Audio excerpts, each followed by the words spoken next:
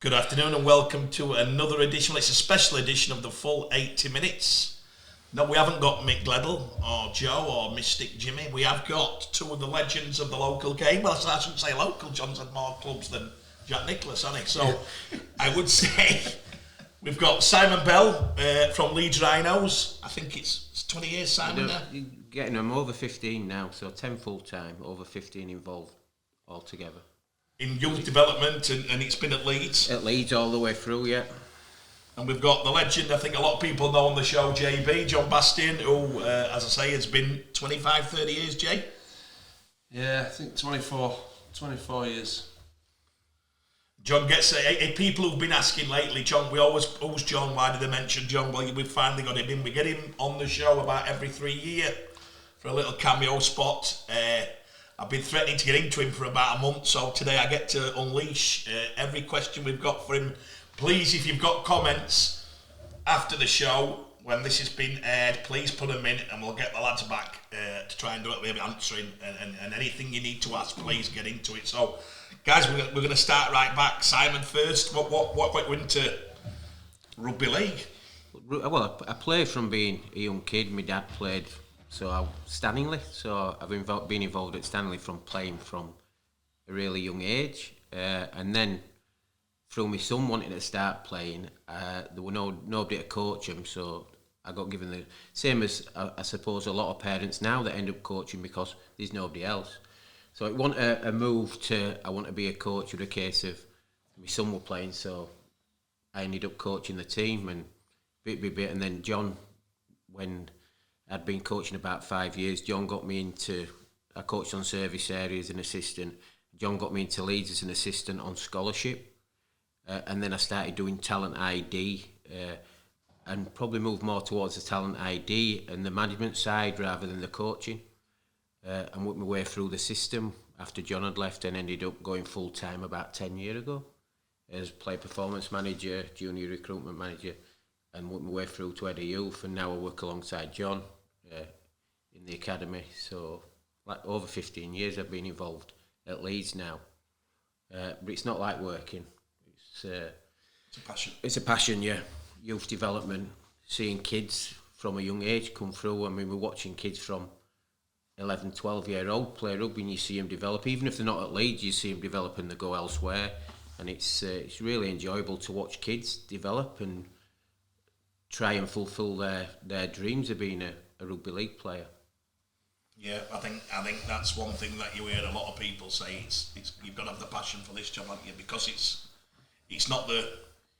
I'm not saying financially in rugby league, but I doubt you'd ever meet anybody who goes into rugby league in any area for money. It's all about the passion, or what you're saying there is. And this goes for agents. Yeah. It's where we all link into it. I think we all do it because there's a love of the sport and a love of making sure that kid does get the chance to be the best he can be, innit? John, you're tell people how you got into it. I think probably more a bit like Simon, born into it. A fair bit, Craig, to be honest with you. My family, both sides of my family came from Kirkstall Road, which is just at the foot of Headingley, and my dad, Norman Bastian, he was a professional with Bramley, and he was heavily involved, with the Milford Rugby League Club. My uncle, Alfie Weston, Simon actually played with my uncle down at, he played briefly down at Milford, but he mainly played for Bramley, Castleford, under Mal Reilly, when they won Yorkshire Cup, and he was a Queens man through and through, Queens Amateurs, so there's probably a lot of history there, and as a young kid, I wasn't that interested, to be honest with you. It took time for me to get involved in rugby league. It was more football. I had an absolute passion for football, and I was fortunate enough to play for Leeds City Boys for 3 years, and we had a really good school team up at Old Park, and Ralph Thorsby did really well, getting into finals at Ellen Road and the old Oldfield Lane. I remember that old Simon. They had a pretty good football team as well. And it just developed from there, and probably over a period of time, I dipped my toe into junior rugby league down at Milford, played a bit at West Park Bramhope, and then it evolved, and I got more seriously involved with it when I was about probably 17 and a half, down at Milford, and played at Sundyside, second team down at Milford, then first team, and had some wonderful coaches, you know, that I worked under. The late Rowan Smith, the late Don Ellis, two terrific blokes, you know, that worked in community game. Alan Agar, who had a big influence on me. Maurice Bamford, who's also passed away, another Great Britain coach. And they all played their part, you know, in getting me involved in rugby league, and then obviously further down the track, you know, playing some professional rugby at Featherstone, which was terrific. Short period at Dewsbury, and then getting involved with the junior game, and that started at Milford with the under-18s. Young Gav Brown, my brother David Bastian. Like got Elliot Campbell, who were a really good player, who played over at Halifax. James Bunyan, and working with those guys, and it were, to be fair, that was the start of me working, you know, on a junior pathway, and I owe that to a guy called Mick Loveday, and again he's another stalwart down at Milford Rugby League Club. He gave me an opportunity. I don't think I've ever planned any of it, I'll be brutally honest with you. I just enjoyed it and just cracked on. The biggest thing that I probably take out of it now is, can I make a difference, or can we make a difference? And that's important, is that, you know, to them players that you get on board, and not just that, in the community game as well. It's just as enjoyable watching community games and being involved in the community games as well as, you know, the professional game. You actually, just to give people an idea, both guys turned up today and they've both got a car, and I'm laughing at them because they look like Laurel and Hardy. But no, they get sat and they've been to about 4 games already today. I think 2 or 3. Simon's been to 2, John 1, whatever. And this is what makes our sport tick. And people say, where do players come from? One for lads like this and the amateur game, the community game, and some of the names they've both mentioned there, that actually probably wouldn't be any sport, because got to keep remembering this, that everything's on the pathways down there, and if that don't flourish, forget about your 20,000s and your 30,000s, it starts there. But John, we actually got some footage of you, and I'm not going to show it now, and I wish we could show it, because we got sent to... It must be in black and white. Obviously, we got sent a tape of this big blonde-haired back rower, and he was playing for Milford, and John... When we got the tape, it's, can you pick me? And I watched it, and I got him within 2 minutes, and I was dying to assess him, you know, how we praise those players. And I was like, yeah, I want to see a bit more in there for you there, Johnny. You didn't reload when you, and all the things, I thought, all the lads he's coached of at years with Core and all this, I thought, it'd be great just for him to let him watch that, just have a little pick at him, because he had a right carry on him, but then we didn't see him much then, you know, and then, who was the guy? You tell us a little bit. Tells us sometimes about, you both can do this actually. You've just said your biggest influence. You mentioned, is it Derek Fox? Peter Fox. Peter Fox. He became head coach at you had a lot, along with Agar's, Richard's dad. They're the two you usually... Yeah, Alan was just ahead of his time. You know, at that particular time, we had a really young side down at Milford with some really good, you know, senior players, and a couple to mention is Bob Barker, you remember him, Pete Walker, you know, just good, you know, and Sean Miller, who played up at Leeds. They were good blokes that led a really good cluster of young Milford players, and we had a Ronnie Sharp, Richard Milner, Jimmy Monks, you know, Harry Morrow, you know, myself, and there were just a real warmth about the place, and we were all good mates as well, to be fair, but we mixed really well with senior players and just made a difference. And it wasn't just about playing on a Saturday. It was great training on a Tuesday, great training on Thursday, but Alan brought a real professionalism to us, and I think the first year we were there, we finished 3rd in national conference, and it just started then. But second year we won it, and I reckon one of the big reasons why we won it as well, we got and Simon knows him really well, a kid I went to school with, he's still a good pal of mine, a guy called Richard Milner, and he went on to play for Halifax Blue Sox, and I think he got player of the year twice there. He was tough for Richard, but he was a smart footballer, and he made all the difference for us probably going to that next level. Sadly, a fair few got signed on professional, not sadly, that's progression. A fair few got signed on, yeah, and they went into professional game, and a lot of players then, Craig, they signed on when they were maybe 21, 2, 3, 4. You know, the top clubs in the championship. You full time then, or semi-professional? You were just part time. You worked through day, and sometimes you worked on a weekend as well. But you trained usually it was a Tuesday, Thursday. Team were on a Saturday, played on a Sunday, and then you started again. Rumours, John, I don't know if it's true, you've never asked this, we're live, is that you were known as a very good baker in the day. Yeah. Was that your actual work behind it? Yeah, first off, when I actually first started out, you know, in working life, I worked at, it was called Thurston's, it's now Greg's. Oh wow. And I had an apprenticeship there, and I did it for 4 years, and I got my Citizen Guilds, and I had a great time there. I'm not so sure they thought it was a great time. I would a nightmare, mate, to be honest with you, just for having a crack. But in fairness, I always enjoyed what I was doing, but I was quite lively, you know, at that age. Do you know, on back of that, and you can mention them towards some years, but on back of that, Wigan, historically of late, have been making, Morgan Smith said to me, I think he went landscaping for a year, in between him, said he'd been doing full time, he said, no problem, you can do it, but we want you to go, and it became, would you, if you got your way again, these young lads said they're going full time in college, and I'm going to try, this is only my opinion, a lot of my lads will go college, they take sports science, there's no passion. Would you, if allowed, would you say, you know what, go and get yourself a job, and that can work alongside, and go and find what it's like to be, get in it and find out what it's like? Well, that's always been a philosophy of Leeds as a club anyway, so will it be about eight years ago, maybe 10 years ago, the RFL wanted everybody to sign into an academy and do an in-house course. So every player in the country do an in-house sports course. Yeah, and there were only St Helens, Leeds, and Gary, to be honest, I went to Gary about it at the time, and Gary backed us totally. We were massive on, it's wrong for kids making them do a course.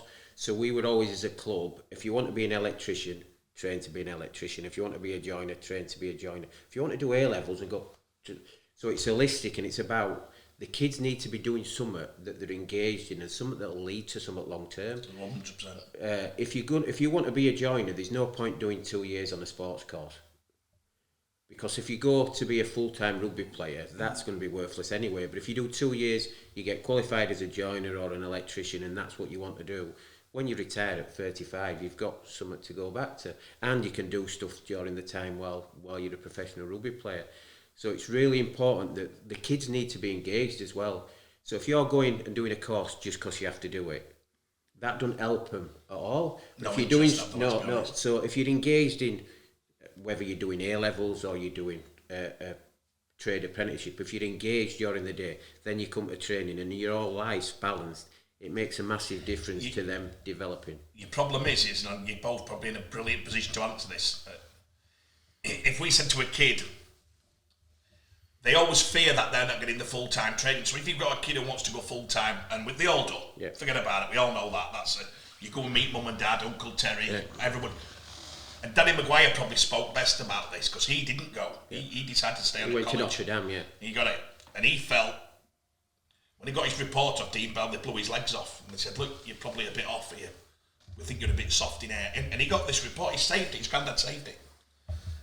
And he said what they didn't realise, that he'd not, when they'd gone back in, Rob and Ket, all these have been full-time. Danny hadn't. Danny said, well, I were definitely behind the A-ball, but once I started to go full-time, it was like a rocket going off, because I then got what they'd had the year before, and suddenly people were like, whoa. So how do we stop it being glamorous to say they're paranoid, the kids, that they miss out on them full-time skills at an early stage, other than, and if it were my wish, I think every kid should go on a building site. I think that what John said there, I think it just hardens you. I know me, my way, I did my life. Dad used to make me, as I told John before, my first job for first 2 years were brush and paper, and we had a paper yard, and it had millions of pieces of paper, and I thought, well, it's never ending. It just made me get me mentally right to give me worst job in yard. Yeah. So I got off to that, but I appreciated. I don't know whether I did, but he definitely would have been.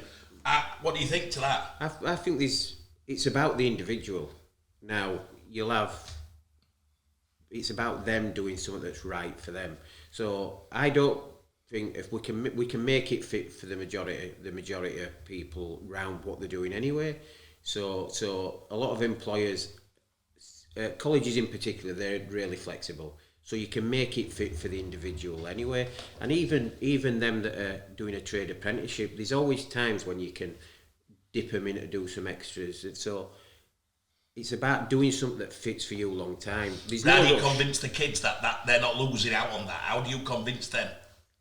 Well, to be quite honest, we can talk to them and explain, but it's what they get at home. Then the parents that are a big influence on them, and if they've got a real good grounding and good parents and a good support network round them, they'll understand that it's right for them. But it's not we can't tell a kid that he needs to do this or he needs to do that. It's a decision that needs to be made by them and the family, what's right for them. So it's that support network of them as an individual is massive. The parents have a massive influence on what they do and what they've seen the parents do as well. If they've seen the parents going out to work constantly, they know the importance of it.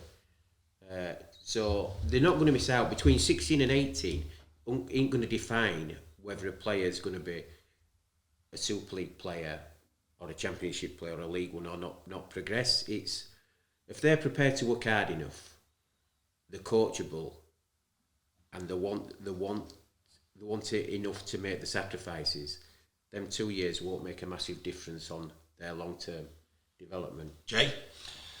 Well, I totally agree with Simon on that one. The majority of players now, that we've got in an academy, they're going to be part-time, Craig. So their choice is important, for them further down the track. There will be some, that get first grade opportunities. There will be some that get first grade opportunities even being part-time. The most important thing is that they're preparing, for further down the track so that they've got something after rugby. They've got something if they don't go full-time. They've got a career, that they want to be in. So, and like Simon says there, so they're not railroaded into doing a B-Tech in sport, because they have to do that to be involved in rugby league. To us and to me, that's not right. If your son wants to be a bricklayer, if he wants to be an electrician, if he wants to do A-levels at his school, that should be a parent or guardian choice. And that's certainly something that we do at Leeds Rhinos, and the majority of clubs that I've been at, I've done that. Unless there's been something in place, that I've been able to change over a period of time. Because there were a period, wasn't there, John? You can probably get me right or wrong here. Because they were dragging money off colleges, $3,000. They were like putting that together with kids' contract, and I hated it. I just didn't like what were happening. Now, I'm not from a club speaking. I'm speaking from me seeing a kid who's been meant to do a sport tech and a lot of times the clubs weren't telling the kids why they were asking to do it. They weren't saying, well, this is $6,000 we've offered you. We're drawing 3 of that down off college, and that's why you're having to go there. Yet the kids know it. Every parent knew it. I used to sit behind doors and say, well, we know why they're doing it, but they've just given us a load of shit for an hour. And you sit there, you think, we'd have been better off just saying, to be honest with you, the only way we can afford you is this. Now, against that, what happens when we get a Dodds, a Gannon? When should we hold that? So if that kid's that good, John, you've been among it, Simon, you have. We've got a kid, he's 16 and a half, 17, and we've all seen it.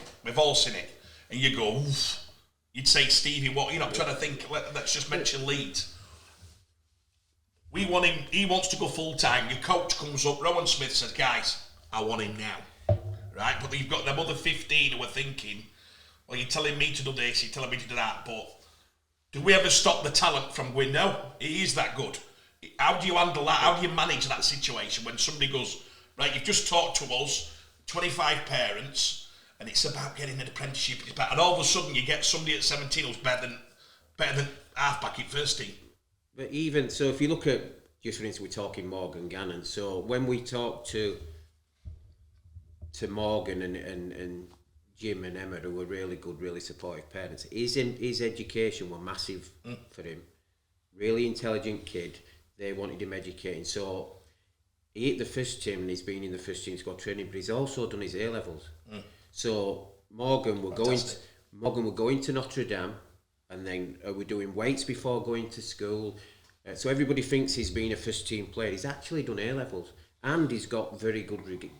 He got two A's and a B. So there's no reason why you can't do it. We can be flexible and make stuff fit, like he did weights before he went to school, etc. But even though he hit first team as an under-17, he still did his A levels. He still you know did what I'm saying, education. right? You Cam Smith, who never got that. So Yeah. Cam went straight in first team, out of that environment. We were all there. We all watched it. Cam wanted to do it. He didn't want to be doing it. But how do you, within the group structure, do you just say to the rest of the 25, listen, guys, it's a competitive nature you're in. This kid now is already there. That's why Rowan Smith wants him. Or do you go, do you get me? You just done a big speech to 30 parents. I think we should do this way. And all of a sudden, Rich Hagar goes, John, I need him now. There's time, you know, there's time for young players to develop, isn't there? You know, between 16 and 20, 21, when hopefully by the time, you know, the 21, you know, they're starting to become, you know, regulars, you know, within the first grade. That period of the time is when you can give them, you know, the most development in regards to, you know, rugby's ongoing, but in regards to education or apprenticeships or a job that they want to do, Craig. And that's the window that, in my opinion, all clubs, not just in rugby league, but in sport, should open up to young players so that there's something for them further down the track. Hey, and they may do, you know, an apprenticeship, you know, an electrical apprenticeship. Then they may go to university when they're 21, 22 and extend that and learn more about it. So they're prepared for it. But do you hold back? You saw Callum under your thing, debut at 17, that were it, job done. Not really though, because he went to Leeds, he went to Park Lane College, did Callum? He went there. But were it full time from an early age? Yeah, he were introduced quite early, but there was still that opportunity, even going back then, you know, for Callum, you know, to do his education. That was part of his contractual value, Craig. And Ben Curry, your Batemans. Yeah, I'm not sure on John, you know, because he obviously went to Bradford. I'm not sure on that. But the majority of players, I can't remember what Ben did. Stevie Ward did A levels. So Stevie Ward did A levels. I mean, his twin sister ended up. She's a doctor. So he did A levels. So there's no reason why you can't make it fit for everybody. This about you need to go full time at. I like it. It's not a short. We've got to be at 18. You've got to be ready to play first team. It's about getting them ready over a period of time. No, my argument, if you are ready, and how do you? And you've just said something there. Your dream is that they do have that education, they do have a trade. But I know, because I've handled about 40 on their own, when the debut was under 20. I've seen them go, no interest in what you're saying, Simon. You sit there and they go, no, I want to be full time. I want to go and give it some. And you just said something that I think people need to think. If you as coaches say, well, Stevie Ward did it both. He didn't miss out on that much. That'd be a great message for a lot of young people who you say, you're not going to miss out on that much. And the development can still happen. Yeah, and it's, if you think about it, that's 16 to 18, not just rugby, in their life skills and them developing as human beings. Going to college and doing A levels or doing apprenticeship, that's enough. That helps them with the rugby as well. That's an important part of life and about developing as a young person. So that part of, and if you say we don't need to do that bit, well, I don't think that's right. I think you do. You need to have that balance, and you need to be doing A levels or doing a trade apprenticeship. And there's no rush. If you go full time at 16, that won't mean you're going to be a Super League player and you're not. That's what we're getting to. That's exactly where we need to be at. Well, he said a really good thing, is that there, Simon, and it opens up another area. You know, you're allowing them as well to integrate, you know, with society. Yeah, when they're going out and they're doing an apprenticeship, there may be having an apprenticeship at a building firm, a college, a school, even at a university. They're getting the opportunity, to be with other people and see another part of life, not just cocooned rugby. And for me, you know, the smart clubs, they'll do that anyway. They will do that anyway, even with the senior players. They'll encourage the senior players to do something and develop themselves in other areas. I like that, yeah, because I think that's a good message, because I know I come across it quite often, and I find it quite hard to advise, I'll be honest with you. When I'm in the parents' thing and they say, what do you think? And I go, and I sometimes think, right, I've got to be honest, because you know what I'm like, I have to be, my mind don't work if I don't throw it in and be honest. I can't play game. No. So I'm like, you know what, it worked for him, and you know, he did it, and then I'm thinking of yourself, and Joe coming to me, or Steph coming to me at 16, 17, said, Dad, I can go full-time at Leeds Rhinos, and I go, yeah, we'll go full-time. I don't know if I'd just say, yeah, and then I'd have to be big to be able to say, I'll tell you what, do a joinery course for a year, right? And but the other one is, Craig, as well, is make the players accountable. Yeah. Yeah, the club, they'll allow the players, you know, to develop and progress, you know, in other areas. But the players, you do it as well. You've got to chase some of that. It ain't got to be just the club, oh, they haven't done this, that. Well, what have you done? What have you done, you know, to go find another option for yourself, to develop yourself, for you, for your family, further down the track? It's a two-way street.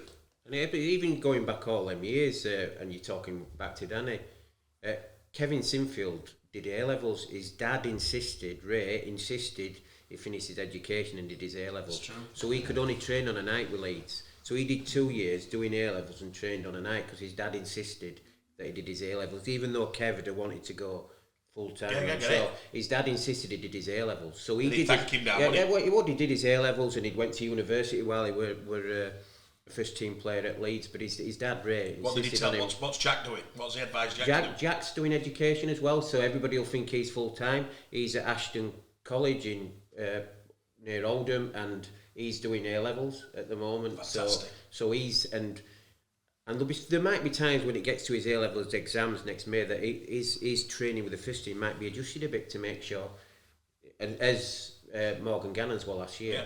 So they're two. So you've got two young players that have played Super League at a young age, but they've both done A-levels. So if that don't send a message out to everybody, probably that needs, you you can know what, do we it. probably do a template, couldn't we, from Rugby League put out, and it'd be a great guide for all parents, any rugby parents in the UK, and say, listen, this is what we see. And a couple of case studies. What I think people will find interesting there is you've mentioned some big names there who've done A-levels, who've done college, and not been forced to do sports science for a year and click that bait for $3,000, or not been forced. This is lads whose choices, through the parents and what John's saying, accountable, who've actually done it. But, and more importantly, what they'll listen to is, Jez Little just said this, a lot of the younger players watch it like, oh, is that the progression? You shouldn't be missing out on that much. No. Now, there is some coaches in the game, lads, we're going to be honest here, who want some in and probably say, listen, forget about that education, son, I want you here now, I'll give you the best education in your life, I'll make you $1 million. You don't say that don't happen, because it does. 100%, some coaches will say, listen, get him here with me, and we'll have him in. And you know what? I had a little experience of it as a footballer and getting involved. I spent 3 months at a club. I used to love, and I don't know if you lads have, to give people an idea, John, Simon, years ago, the apprenticeship at Leeds Rhinos, I used to think it was brilliant. The boot cleaning, I know it sounds all old school, the old cleaning the leaves, the old cleaning the changing rooms. Now they say, is this true? And we both answer this as honest as you can. If we put that prognosis onto young people now in the game, if you said go paint walls, what can they do it? Are they right to do it, or is they too soft? Is it this another world now? Society's changed massively, hasn't it, Chris? Yeah. Society has changed massively. So the days of that, I was only watching something last week where they used to go, it was 16, wasn't it then? An apprentice. Unbelievable. Couldn't sign until 16. There were no development pathway at a football club until you signed as an apprentice at 16.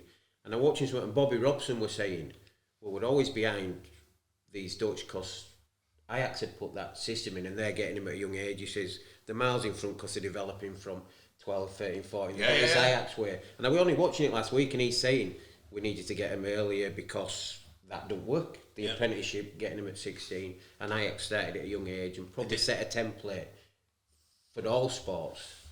But they didn't seem, they seemed an honesty about it, didn't you? That you know, when Gailey once said, I think he cleaned Danny's boots. I know we had a bit of crack about it. Gailey must have been in and out, and Gailey goes, but you didn't mind. It was Danny Maguire. It was what you wanted. So you're stood there. Gazza talks about the best time of his life, and Gazza's gone through life and the problems he's had. He says, my apprenticeship at Newcastle was the best 2 years I've ever had in my life. My friends, the laughs. He said, I learnt to, he put his son in it. He put his son in a dry wash, was telling his mates. Some pranks they did, but he said, the main reason they did it, because the guy we just said in there, Billy White, is because of them being there. Billy were there when Gazza were there. Here, come here, bang. And they give that young man got the best apprenticeship in life they'll ever have, because them older pros, good shop, son, don't forget me order. And you imagine, I sometimes think of young lads now, like I do, and my dad's come here, good shop, son, here's a fiver. If you got that order wrong, it was good night Irene, wasn't it? What would the young ones do now if you had that culture, John? I think they're okay, to be honest with you. They'd handle it? Yeah, they're pretty good. The kids that you work with and that, you get to understand and know them over a period of time. Usually it's through scholarship and then going into academy. And they're pretty good. If you ask them to do something, they'll do it. The majority of the time, they leave everything tidy. If you ask them to do something, or muck in, they'll do it. They're all right. It's just different. It's different, Craig. It's not as rugged as it used to be. Back in 70s, 80s. It's not as rugged as that. Even 90s. Now the way they integrate with first team is really professional. Really professional. It's at another level, but they've got to have certain standards and young players before they go up there. So that. They make a difference. So Leeds Rhinos, them juniors that are moving up there, they're going to make a difference when they go up there. They're not going to be at the first, the senior player standard, but over a period of time, as long as they're willing to learn, as long as they're willing to listen, work hard, they're competitive, and they become part of that squad, then they'll progress. I've got a brilliant one for you, and I want you to give me some feedback on this. There's actually a clip about... What are you thinking about all this, No, I do it off the cuff. Sam will tell you. You're about Ireland earlier on. Yeah. There's a clip on YouTube, 2.3 million views of the North Rate kit in the middle of pitch on the floor, and he walks up and gets his top place. It should have been shown at every club in the world. Every sporting club in the world should have that video. You want to know what respect is? This is the best player centre forward in the world. He's the highest paid centre forward in the world, and he's the only one out of 20 professionals who got his top, looked at the kit, looked at the bloke and said, back. For me, get it out there, and Sam, you can roll that bit when we get it on. It will what it is. But it is one for you, and I find this really hard, and again, I'll take your advice on this. You get a player go up, okay, and he's an outstanding junior, 16-year-old. He goes in at 17, whatever, let's just say 17. And I try and warn a lot of the youngsters that gap is big. Very few in my tenure of my 15 years do you get the phone call and head coach goes, oh, he's just like that. So I've had one this week, and I haven't sorted it yet. I'm sorting it this week. And it's a high-class youngster, highly rated, who's had everything brilliant for him. He's got into the full time, and he's found it so hard. Not physically, just the gap. So say you've got a reputation of getting the carries in, all the stuff you do in the academy. At the speed it's done.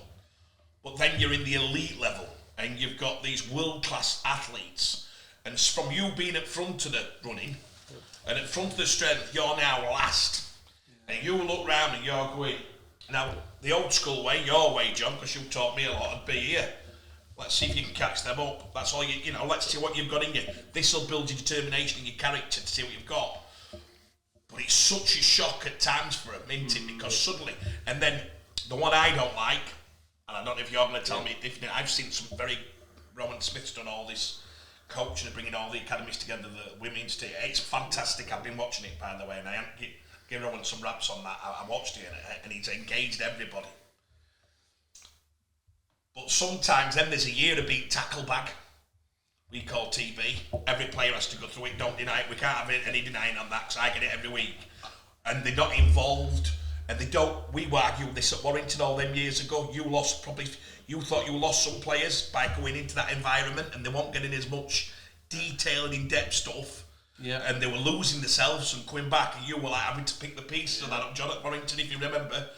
There were a certain amount of that, Craig. In other words, there were a lot of good stuff going on at Warrington. Yeah. Hell of a lot of good stuff. From the youth, first grade. It was that attention to detail that I think you're on about, you know, with young players is really important. And you've just mentioned Rowan there, and I've watched him, he's seen him as well as Simon. His attention to detail, to get the young players involved, but know how to manage them, and what level they're at, is probably the best I've seen. And he shows a real interest. And off the back of that, because he shows an interest, all the staff show an interest as well. And it makes a big difference, mate, a big difference. I'd agree. Rowan's different to what I've seen work at the club while I've been there. And the kids are going, and we've had a good number of young kids. Brian Mack and Rich would be completely different to Rowan. Yeah, completely different. And not saying wrong, different. There's just different. We're more off you than that.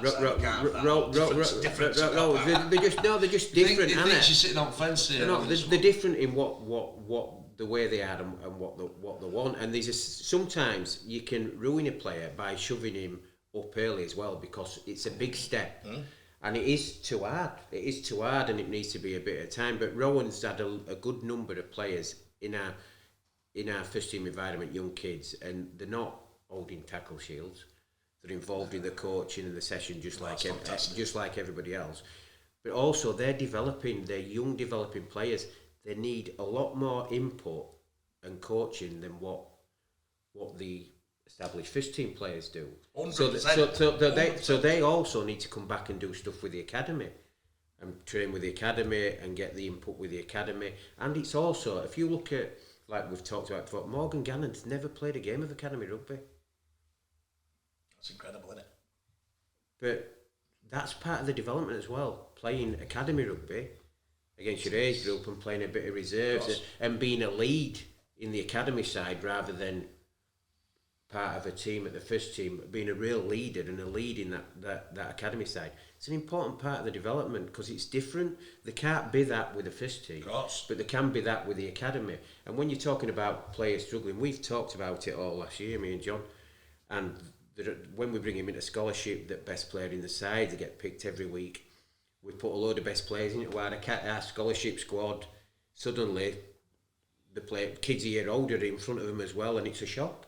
And they have to get round the corner. They have to find a way to get round the corner. And then they go to academy and it's the same again. Suddenly they're in front of us. And they have to find a way to get round the corner. It's the same when they go to first team. And it's not easy, but the good players and the show resilience and the work hard, they'll find a way to get round that corner. And it becomes easier. But every time they change levels, it's like you go from being top priority, best player, to bottom 100%. priority, looking at players that are a lot better. And if you've not got that emotional output of somebody there explaining to you, because this is what I'm going to do now, and I've done it at your club many a times where I've had to go, here, come here, I think this is happening. Yeah. The reason you put there is this, and that kid said, I've had no feedback, I'm getting nothing. I don't know where I am, I don't know whether he rates me, I don't know whether this. That has happened at most clubs, by the way, as well, where they'll say, I've no idea what's going on here. So the appraisals, which are famous in rugby league, don't happen a lot of times, on in saying, do you know what, I really like what you're doing.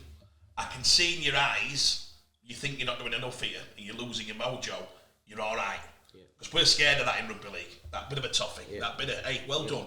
What you're doing here is really good, and that comes from, and I always say this, once you get players in an environment, they're not that open, some of them, to letting that young player come through, because your best mate's in that position.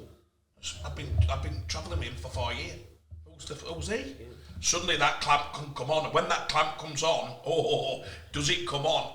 And that's again for the coaches to spot it and go, now I'll challenge you on this. I know Brian and Rich quite well. I think I do.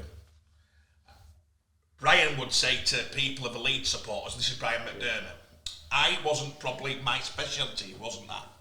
Even though we debuted a lot of them young lads. You can argue too early. Stevie Ward definitely have an argument to put him too early. He definitely have one. But let me put something to you. He won 3 grand finals. Yeah. So does he sit there and go, what do you want? Do you want the Rowan? And I've got 1,000 kids and I'm changing this club's culture again back to what we did Leeds did all them years ago. We're going to have everybody here. And Rowan don't win out. Let's say Rowan has 5 years, but you and John come here 5 years ago. It was fantastic. You were amazing. We had a great time developing. We didn't win out. When's the final line? But you were saying that. But Brian Mack, loads of players got the opportunity under Brian at a young age, and Brian give, and he would always, if it were they're struggling for the play, won't go. We'll go bring somebody in from elsewhere on loan. It was a case of the next cab off the rank, the next kid got the opportunity. It won't go loan somebody from anywhere else. So loads of players got an opportunity. I mean, Jack Walker played at 18 in a grand final. He got injured for a year and a half after that. But he played. He got his opportunity. And he played in a grand final at 18. But which boat you're on here? Because you're in that thing. I think I need to challenge. I think these different. The game's changing anyway, but it's different, isn't it? It's a case of at the end of the day. Does Rowan still have to win something? That's what the name of the game, isn't it? You're not in to lose, are you? Exactly. So I'm sure Rowan's target is to win the grand final at the end of the year, as it will be for every club in Super League. And at the end of the day, you judged on at that level. You judged on results on a weekend, aren't you? You are, but again, and everybody will go, oh, head coach, and he heads it up. Everybody will relate to him. With the job that. The players, once again, the players, they've got to have that appetite. They've got to have that hunger. You're a big club like Leeds Rhinos and some of the other clubs. Surely that's part and parcel of any player going there. You want to be the best. You want to challenge each other. To actually achieve things as a group and build as a group and build your culture, build your environment. That's never down to one man. That's down to many people that will make that happen, and the biggest cohort in any club is usually the players. The players, when they've got that hunger, when they've got that desire, and you get that leadership right, within your club, it's a different ball game, Craig. It's a different ball game. It only gets bigger and stronger. And I'll be brutally honest with you, Leeds have got some terrific, talented players in there. But they've also got some leaders, I think, that are going to start evolving. See, I'd challenge that. I'd challenge on that. And I want to challenge on another one. I think what Rowan's doing is fantastic, and I'm so happy that you've seen somebody doing what Tony probably did a little bit, what Danny and them historically. I wasn't there, you were there, John. Oh, similarities You've without seen the similarities where Tony came in and went... Yeah. I think Rowan's even a step. Tony takes this in right manner. He's more advanced in understanding youth and better, in my opinion. I think Rowan gets the full culture, but it's a lot like I saw at Tony. But I think Rowan gets it. Rowan's dad, they say, he's the best coach in the NRL never to win out. Okay, but if you speak about him, you watch the books. They say he has developed clubs like no other. 2 clubs he took from absolutely nothing to, were it Roosters and Paramount? I don't know, you don't more than me. He would at Newcastle as well, wasn't he? Newcastle. St George. An absolute overall of a club. But they still throw in, but he didn't. Wayne Bennett hasn't had that, and he's won. Do you know what I'm saying? When does it come? When we argued last week on this show about Leeds, and I said, if you're at Leeds, and I asked Matty Pete this, I asked him especially because of what I'd said about Leeds.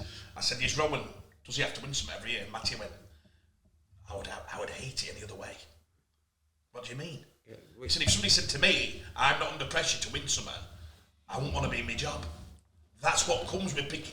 If you're going to get offered Wigan job, that's the challenge that you have to. Because if you're a competitive bloke, that's what burns inside.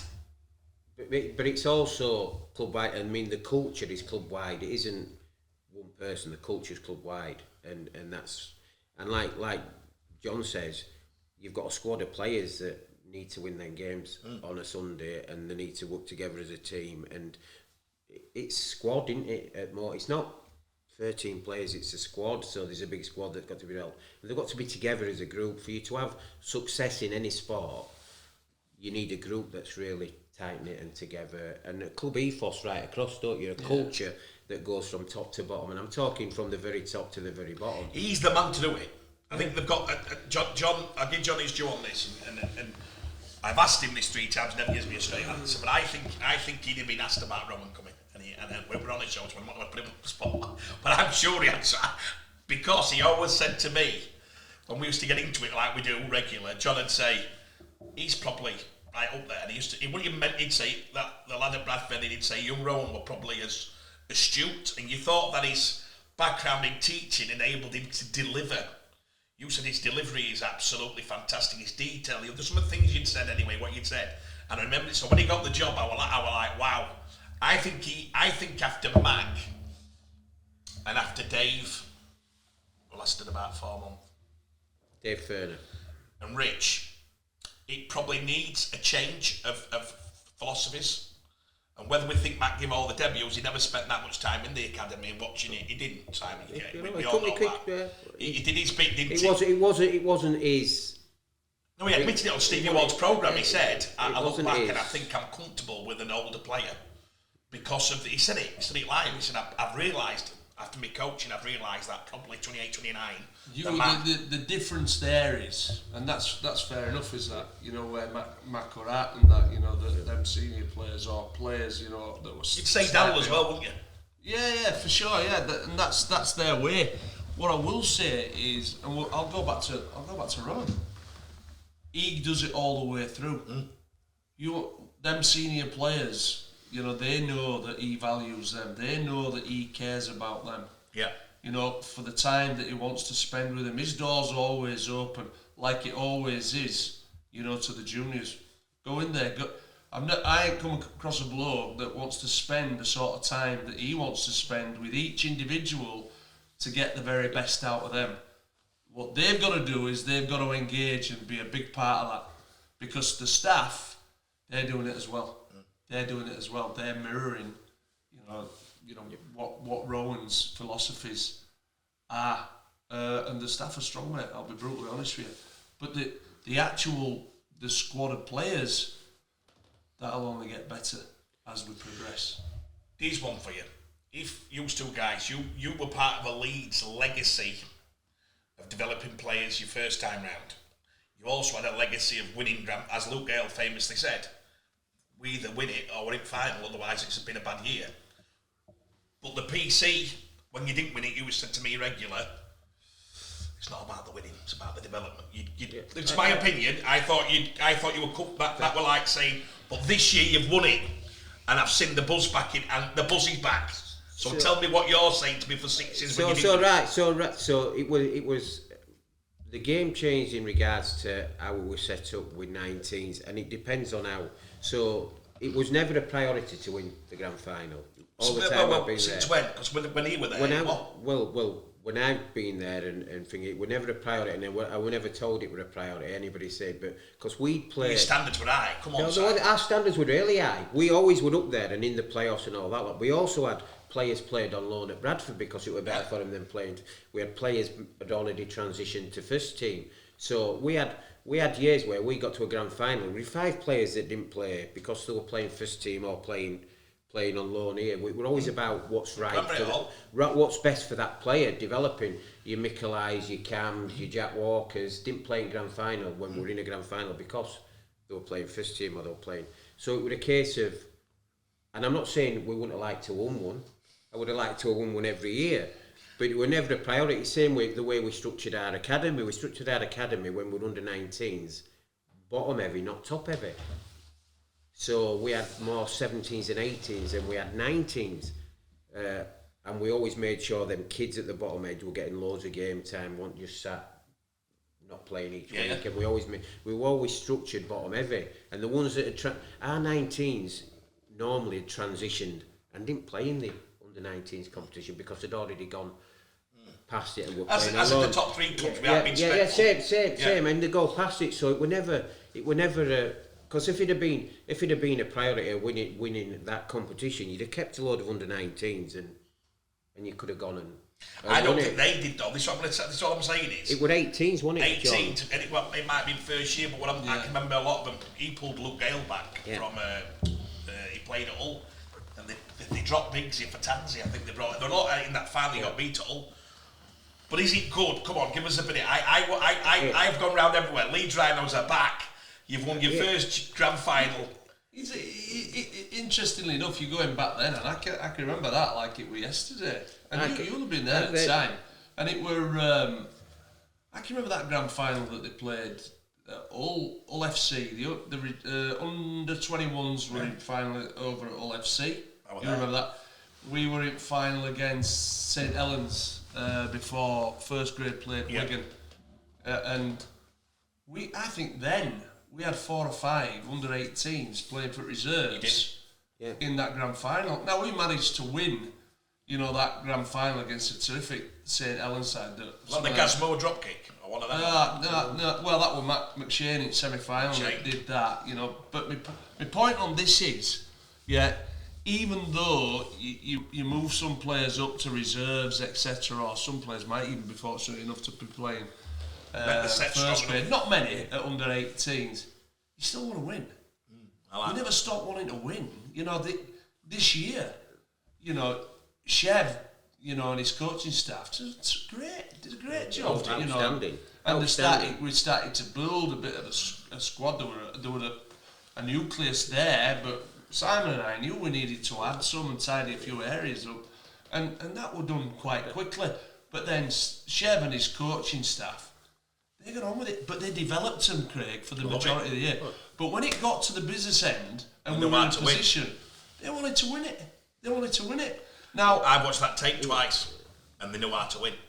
They went up a gear. Your lads, it were like different. I thought they went up a gear, a lot of them, and that's what I think. Good things like that when they do go into that environment, and you know how to play a final. Well, it's a part of the development. They did really. They got Arden towards the end of the year, but we also went to Hull on back and not playing for a couple of weeks, and Hull had unbeaten for all season. And they went there, and we didn't play Jack Sinfield because he'd had a knock. And they went and we had probably just enough players, and they went and found a way to win. Chev did a great job, Steph found a way to win. Then we had games cancelled, and we went into playing Warrington, didn't we? After not playing for 6 weeks, played for 6 weeks. So. But that playoff game at Warrington was just sensational. The kids and Chev and John, the Chev and the staff. Develop them players, and parents will say it to you, them kids develop that much all through that year. Through adversity a lot of the time, we went with 15 men a couple of times because of injuries and all sorts, and they got hardened and they got closer to knit as a group, and they never ever complained once, did they, them kids? They just got on with it. And they were supported. I thought the Warrington game, the playoff or the semi at Headingley. We played them twice at Headingley, didn't we? Was the best young game I'd seen. For got me back. I wrote on Tuck Joe and that's got me back in. That's got the mojo's back. That game was ruthless. They come at you with every angle. I can't believe you survived. You were surviving and then it was used, and you found a way to win. And then it finally, I thought the Regeer went to it finally. You went boom, boom, boom. Young lad when he out jumped in corner, oh my God. The moments like that, I can see it because I was used to at Leeds, because when your first stint, I was used to him doing that. And Gailey, I can remember Gailey's massive on it. He was like, listen, Danny come to me 5 times, a lot of times saying, he thought that were the standards we needed to be at. Because he put that much pride in Leeds and said, you have to be that. We're the biggest club. And I think Leeds lost that a bit. And I think to win things again and start this ball rolling, it's great. And that day, them kids and seeing them kids and knowing what they'd gone through the year, it was great, wasn't it? Outstanding to go there and see the parents and how everybody and them kids developed that much. Credit to Chev and the other coach. Them kids developed from the start of the season to the end of the season. They improved that much, and they were together, tight knit as a group. And they worked really hard to achieve everything they achieved. Supported really well by all the staff. But I wouldn't want to lose a game at Tiddlywinks, so I don't think I've ever wanted to not win a grand final every year. I always 6 years. I'll back him up, but he is a bad loser, to be honest with you. Yeah, and that's part of the players developing as well. If you're happy to lose, you're not going to be good at all. You're not going to be good at all. And on the flip side of it, don't think that those margins weren't really short. In those games against Hull FC, Warrington twice, St Helens, they were all decent, really decent teams. Then, and the margins, we just got it right. At that particular time in those games, we got it right, but the margins were, Craig, they were really short. Listen, I'd gone to watch, I think Matty Peake were 9 on trot, I think 8, 9 on trot, and they were developing players at a fast rate for the first, at the same time. They were developing the youngsters, the Williamses, and all that were coming through, and it were year after year, and I thought, and I always said this, I saw the Cass side when they played them that year in that final, and I couldn't believe when Wigan come off and played them. Cass had won, put 50 on Hughes at Leeds, and Cass they then played Wigan, and Wigan had put 40 on them in first half. It were like, I'd never seen a standard, because I can remember looking up at Tony. Tony done a brilliant job with Casper. Yeah. And all of a sudden he were our time. He'd like he'd been hit by about 9 things. I looked up and it was like they had more staff than he had players. Yeah. It was there. They come bang. They played him in grand final, all of it. It were all over within the first 10 minutes. Again, Tony done an unbelievable job, but you could see their level of commitment to youth development towards Cassers. That was your answer. But they'd also have had a lot of players that have played a bit of Super League, that have played elsewhere, won't they, that are probably at a different level and not being played a lot of academy. But if you look, they've done a great job. Wigan consistently produce Super League players. St Helens consistently produce Super League players. Us as a club have consistently produced Super League players. Bradford, you'd have to say. Yeah, Bradford, Bradford, since going out of Super League, they've done an amazing job under difficult circumstances in producing players for the game. A lot of people ask this one, best people to ask. Bradford have not only developed a young player, they've developed probably 10 elite players, Great Britain players. How have they developed, not just, I'd say, Super League, Championship, Champ 1. These developed 10 goats. If you go through things, they've had 10 in the last, haven't they? They've had players who have been not just players. You were there, John. I'll give you a little bit on that one, with Bradford. Let's remember that, in late 90s, 2000s, Bradford were the team, you were chasing them. And their youth development at that particular time, they were right up there.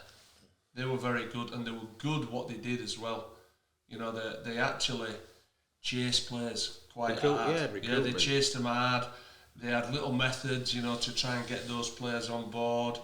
They developed them well. There were a goodness around Bradford, for young players, to progress and develop.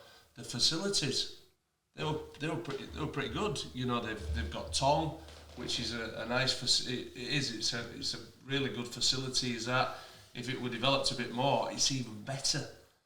So they had a lot of good things, but financially they were in a good place. They used to resource the academy, and off the back of that and the success they were having, they attracted players, and that kept going.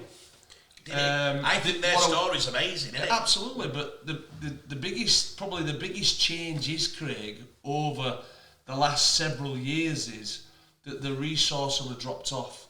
The financial investment into the academy will have dropped off. They'll still get some through, but it won't be as strong as it used to be off the back. And by the way, I'm going to defend that academy there. That's not down to the people within the academy.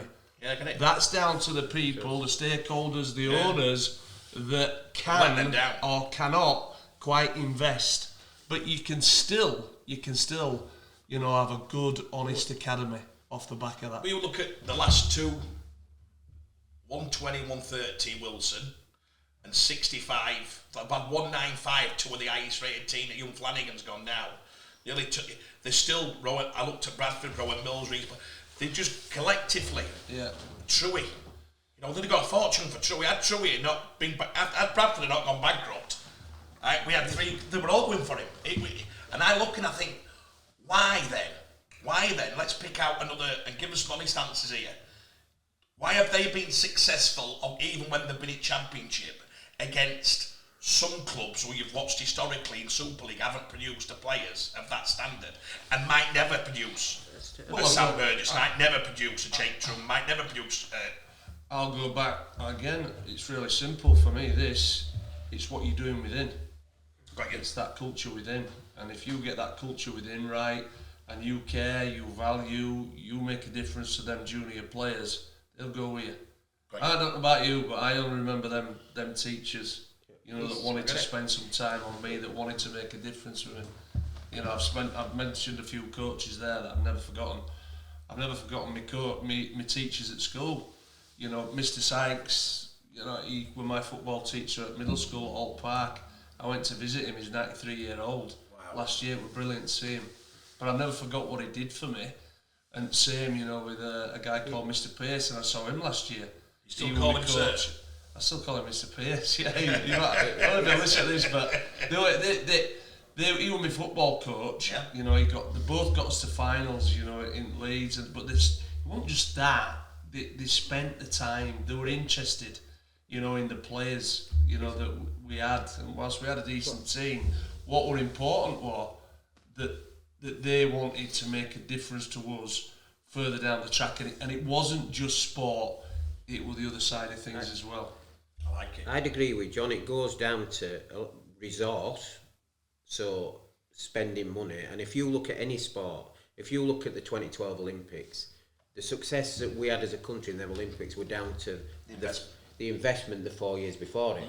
The investment. So resource is massive, and people that want to make a difference.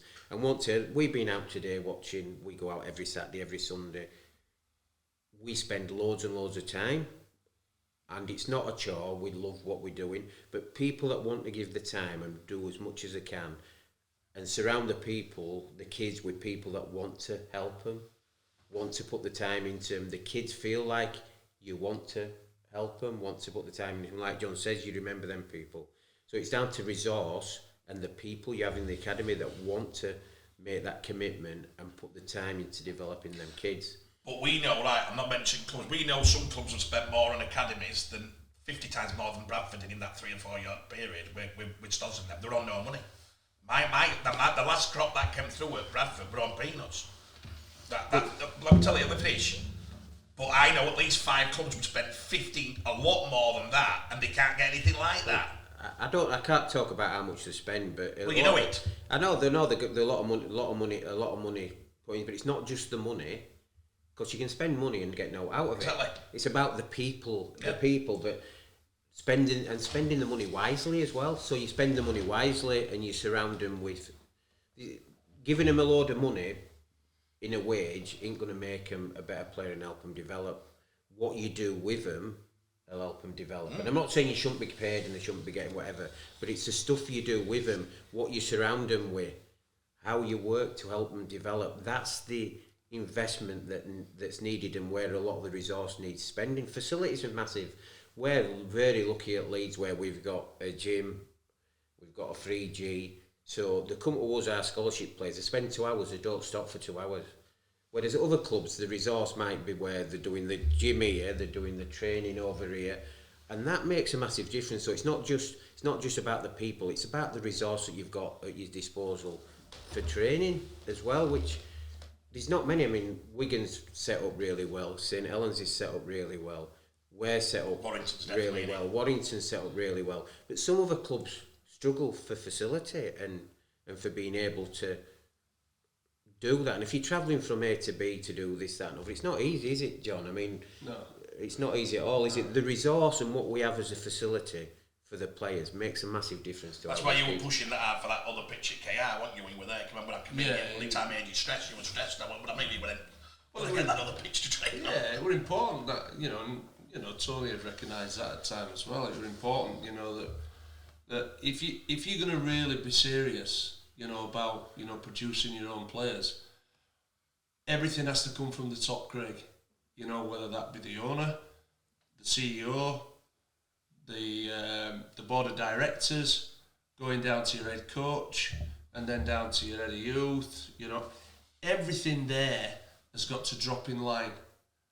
If it's a case of they're struggling financially up at the top, in regards to we can't resource that academy as well as we'd like to, we can't, really give it, the financial backing, then that academy will be strained. It'll always be difficult.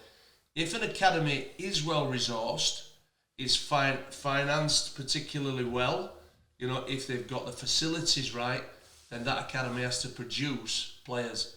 That's your job. Stakeholders expect that. Owners expect that. Board of directors expect that. That's the job of the people. As long as they've been given the correct tools to be able to do the job properly. And it's back to Rowan. Let's put Rowan. Let's get a bit about Rowan here then. So Rowan comes in. You know he might be watching this, don't you? Yeah, he's already told me he is. Only because he wants us to make it. No. See, I believe all that. I believe it has to come from top. I also believe your head coach has to believe in it. And I think when you hire the head coach, you know whether he's bothered about you. You know whether they're second. You might not say it because you're employees. You know it if you've got half a brain. I sit and watch it and go, Poof. I've even said to kids as mum and dad, we're going, you know, you're not getting picked. I'm telling you, very rarely do they have a percentage of that. So I think bringing Rowan to Leeds, I think it shows that. I think it shows you on the footage they've been putting out how much he puts on it. But he also told me, and I thought it was interesting when we got into it last time on phone, I hope you don't mind me saying this, and he said, yeah, but I've got a job to protect them as well. I won't just throw them in and no chance. These will have games and pulled out games. And I know people say that, but I did believe in his voice. He was telling the truth. I think he genuinely has got a duty of care to develop over what you're on about before a longer period, other than saying Jack Walker played at 17, brilliant, boom, busted at 19. You know, that's it. Now, again, we might say, but it won grand finals. Jack Walker wasn't man at matching. For me, apart from Danny in that final, he was second best player on pitch. So that one leads, and let's be honest, devil's advocate, Jack Walker might say, if you ask Jack tomorrow, he'd say, don't hold me back. I will bug him back to get on that pitch. I wanted to play at that age. He'll also might be only grand, God forbid, he wins another 10. Let's say that's when he finishes, puts Q on rack and he was my best time in rugby league, grand final at 17. Yeah. Well, thank God Brian Mack picked him, thank God, you know what I mean? So you can turn that round, but I think you've now finally got, for a few years, the ethos of Rowan, to me, I like the energy. I like everything that they're doing. He's a coach's coach. I can remember some coaches saying, oh my God, I'm in about 9, what's that? Rowan's like, bang. He's not just developing that, he's developing other... So Rowan's in, he's all in. And the family background, Tony and his dad, he's just genius, isn't it? I mean, to have...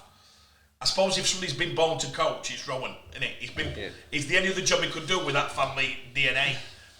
Well, I'll let Simon go after I just say something really quick, innit?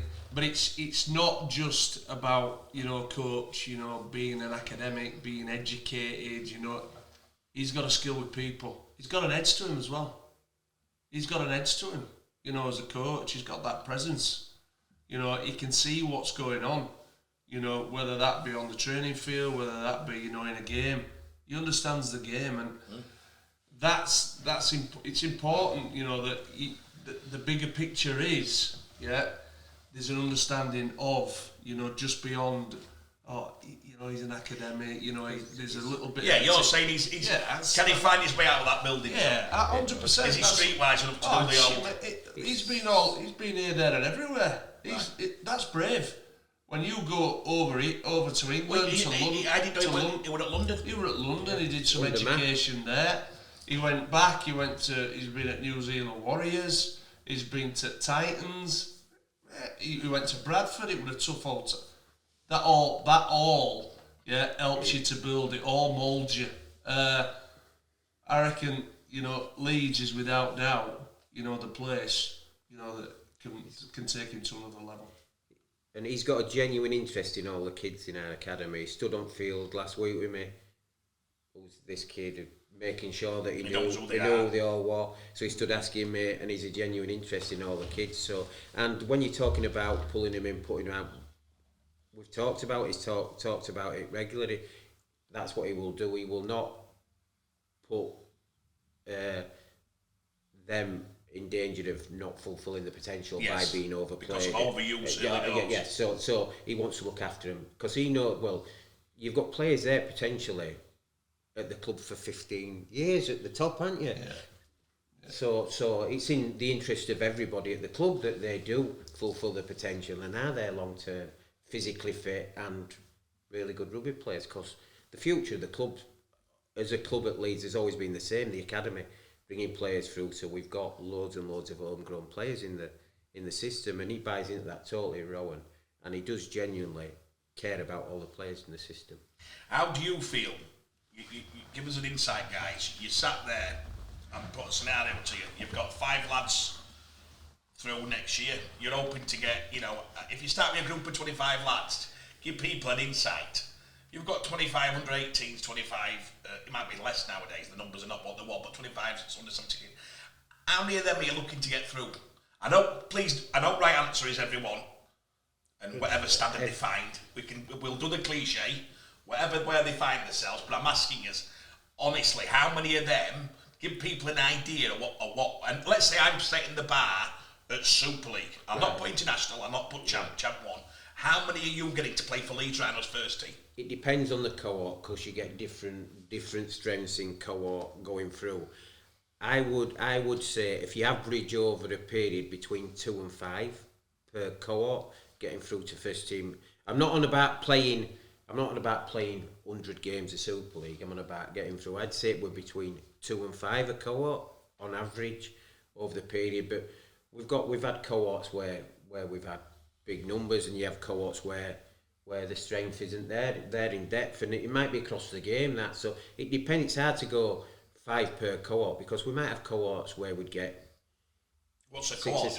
An age group. Yeah. So if you look at the age group that had Cam Smith in, Michael Lesky, Jack Walker, Alex Sutcliffe, we've all played. Do you know what I mean? That's so that'd be a 4 or 5 cohort, 4 or 5 in that. Out of how many? Out of in that age group, we started with 20 at scholarship. Then you're going down to, I think we signed 12 or 13 of that age group, and 5 of them have gone on to have a career. So the numbers are big, but you'll also have years where you'll always have years where the year after that, I think we only had one make his debut out of that cohort, and nobody went on to be. And how do you feel? And then about the year that? after that, we've got another 4 or 5. So how do you feel? Are you a failure that year? I don't think you're ever going to be a failure, as long as we, and I know John's the same, as if we work really hard and make sure we do everything we can to help them kids fulfil the potential. They're not all gonna, Craig. They're not all going to be Super League players.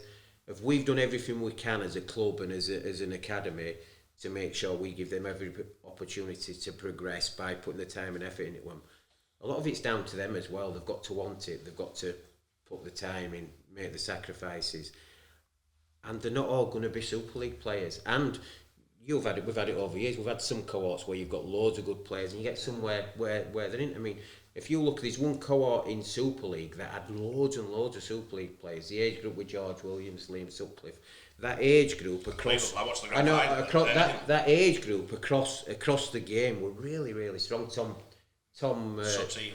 Johnston, well, that age just never played academy, but that age group were really strong. And then you get some cohorts where they're just not strong in depth, and I don't know what the reason is. It might be that there's not loads played them age groups, or it might be just that there isn't the quality or the potential in them age groups.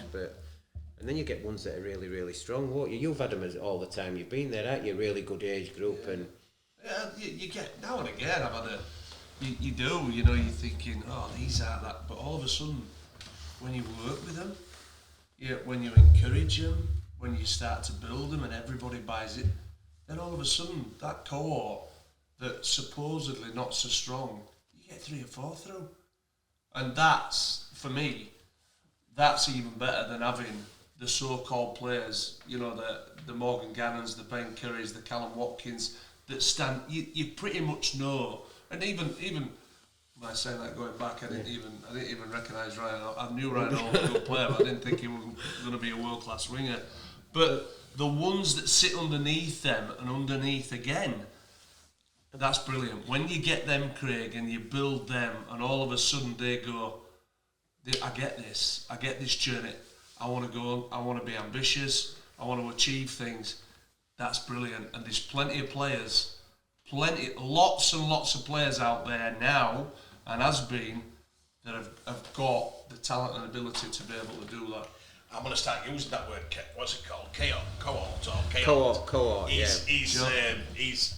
So that's, by the way, that's quite, people love that, because Mick once did a stat saying if you wanted to come as a young man to rugby league, the chance of you being an international player, a Super League player or a professional player is the highest of most other sports in the UK. So because of our numbers, so it's actually a good catchment. If you want to go to schools and say, you know what, this is not bad this. What you've just said there, out of a group of 12 one year, you got 5 through to be professional. I mean, and 12 and 5 making the debut. That's fantastic odds, isn't it? So if you are a young lad and you're looking for a sport, a promotion for us is, come on, have a go at that. These are guys are telling you that the actual chances of you getting to that stage are not as bad as you think. Football would be, what would co-op be in football? Oh, it'd be 1 in 100,000. Well, if you think about the start at 5-year-old, so they have a squad at 5-year-old, and it'd be interesting to know what the figures are on kids progressing from 5-year-old right through. Theirs is different, and it's like a get everybody in volume, get everybody in, and see who comes through at the end. But the numbers getting through are small. If you look at the academies in football and the numbers of academies there's thousands in each cohort around the country. Yeah, so if you're a young man out there, come and join rugby league, and don't be. Here's one for you. I want you both to give at least 2 examples. And we know we all like to claim we saw the ID. I've got about 80 that I claimed. Yeah. Ryan Hall's been claimed by 35 different people. I've never gone to a do and somebody doesn't tell me that Paul Day. I've had that many names thrown at me. In fact, let me tell you, I went to a wedding 2 weeks ago, and Ryan Hall come in and somebody said, "Do you know who spotted him?" And I went, "I've had 6 names, so if you get any, we're a different one." And he thought I was being a bit rude. I goes, "Mate, you are the 7th Plymouth, so give me, no, let me say it. Give me 1 or 2, 3, 4 stories, guys. A, you've both been scouting this morning. What you look for when you're IDing talent, to give people an idea. Secondly, what comes first? If I put you in 100%, what do you look for first? Thirdly, give us some examples of maybe a player being that player. Don't be scared. Sometimes they try and reinvent the wheel. If you see a John Lewis Dodds, a John Bateman, it's heaven, innit? If you see it, you don't have to, and it don't mean you haven't done enough to develop it. It just means you've already got something. Give us some examples, guys, of when this has happened and what you look for. So I get asked all the time, how would I get into rugby league to be IDing talent? How would I do this? John, your record stacks up with many of them in the world, so come on, give us and sign with yourself. You've got 2. So you give us... You've got more than that. I'm kidding, I know how many. Come on, give us a couple. I don't know. All right, I'll give you one. And what you look for? You're on about the elite players or somebody that's... Yes, but as well, give an example of you turning up today, what you're looking for, and then lead us into when you've actually gone, oof. It's easy to name certain players, that your Ryan Halls, your Callum Watkins, your Ben Jones, Bishops, your Ben Kerrys, etc. That do it. Brad Dwyer's. It goes on and on and on. I think I'll give you 2, right? One of them is Andy Ackers.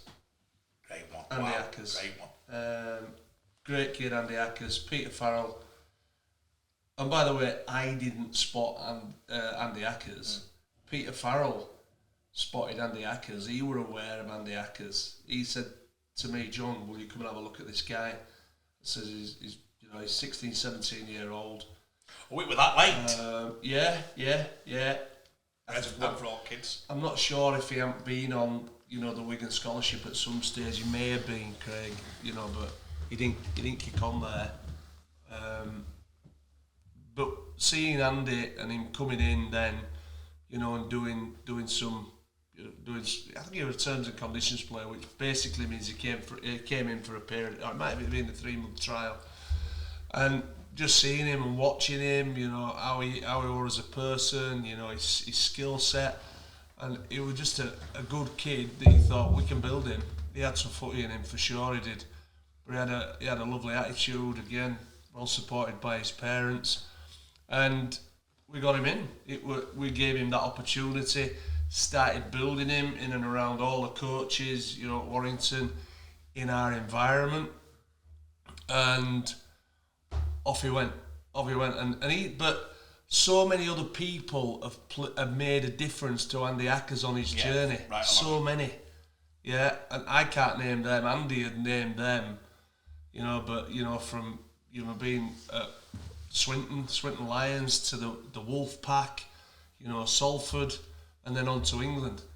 He is without doubt, credit, to himself, his family, and how he's progressed. He'll have some wonderful stories about people, that have helped him. What we did is we saw some talent and we started that ball rolling. Off the back of him having a lot of time put into him within his community club as well. Let's not forget those people that spent so many years with Andy Ackers and all them other juniors that actually, do the best to get the best out of them and turn up, on wet nights, cold nights, sometimes facilities that are pretty poor and tough, to deal with. They've got to handle a fair few parents as well.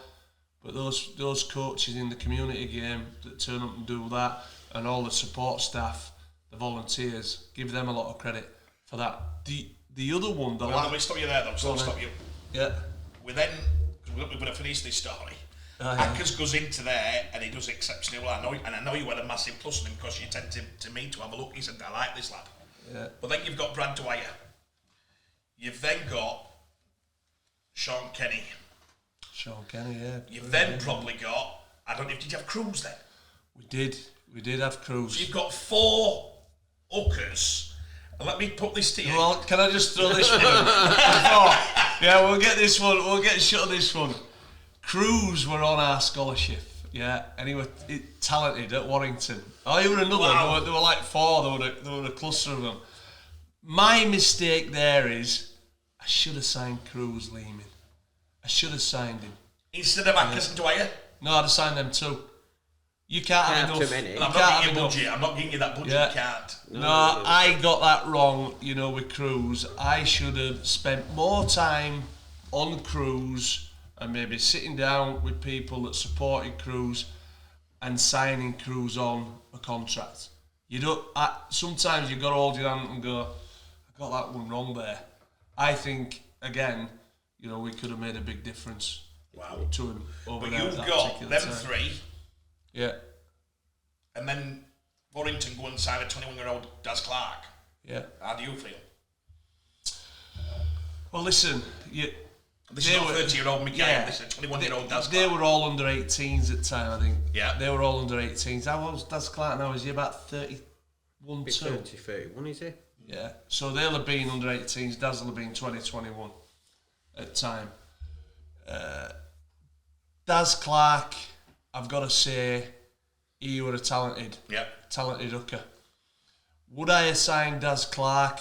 I'd have certainly, if I'd have been head coach at Warrington Wolves then, or the owner or part of board of directors, I'd have definitely considered that because of what he would have offered the club at that particular time. He were pretty much ready to play. He were ready to go. Yeah.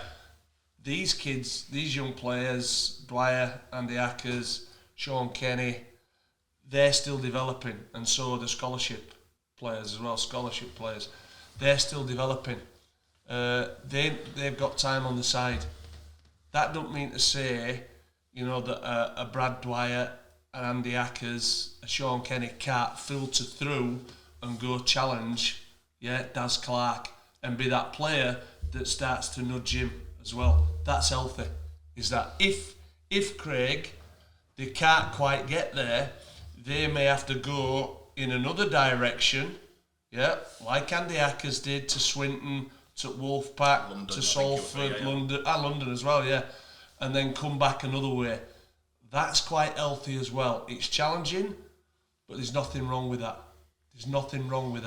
You'd like to think, that the players have got that drive, that ambition to hopefully, does it progress affect you, within Jay, their if club. let's say you've got 3 lads there, right? And Daz Clark, let's all be honest here, you sign a 21-year-old Daz Clark, he's there for the next 15 years, unless he goes NRL, right? So that's one position, and he were playing 80 minutes, 70 minutes in the day. Yeah. So them 3 other lads look and go, oh, thanks for that. You've not brought a 32-year-old in, you've brought a 21-year-old in who's probably on 120 grand straight off third decade because he got Man of Steel. Yeah. And all of a sudden there's three of us looking at each other going, well, three don't go into one, and they're telling me, and then they've signed a young player in my position who potentially has got 10 years in this position, as Luke Gale famous said about Danny and Gailey, Danny and Rob. I know what's going to happen here. My opportunity's going to be, but he accepted it. He was quite like you said, he accepted that. That's right. But Luke didn't get brought in. I probably got a problem with teams doing that and bringing in a young player when you spent 4 years to get your player. You've got to show your teeth sometimes, surely, and go here.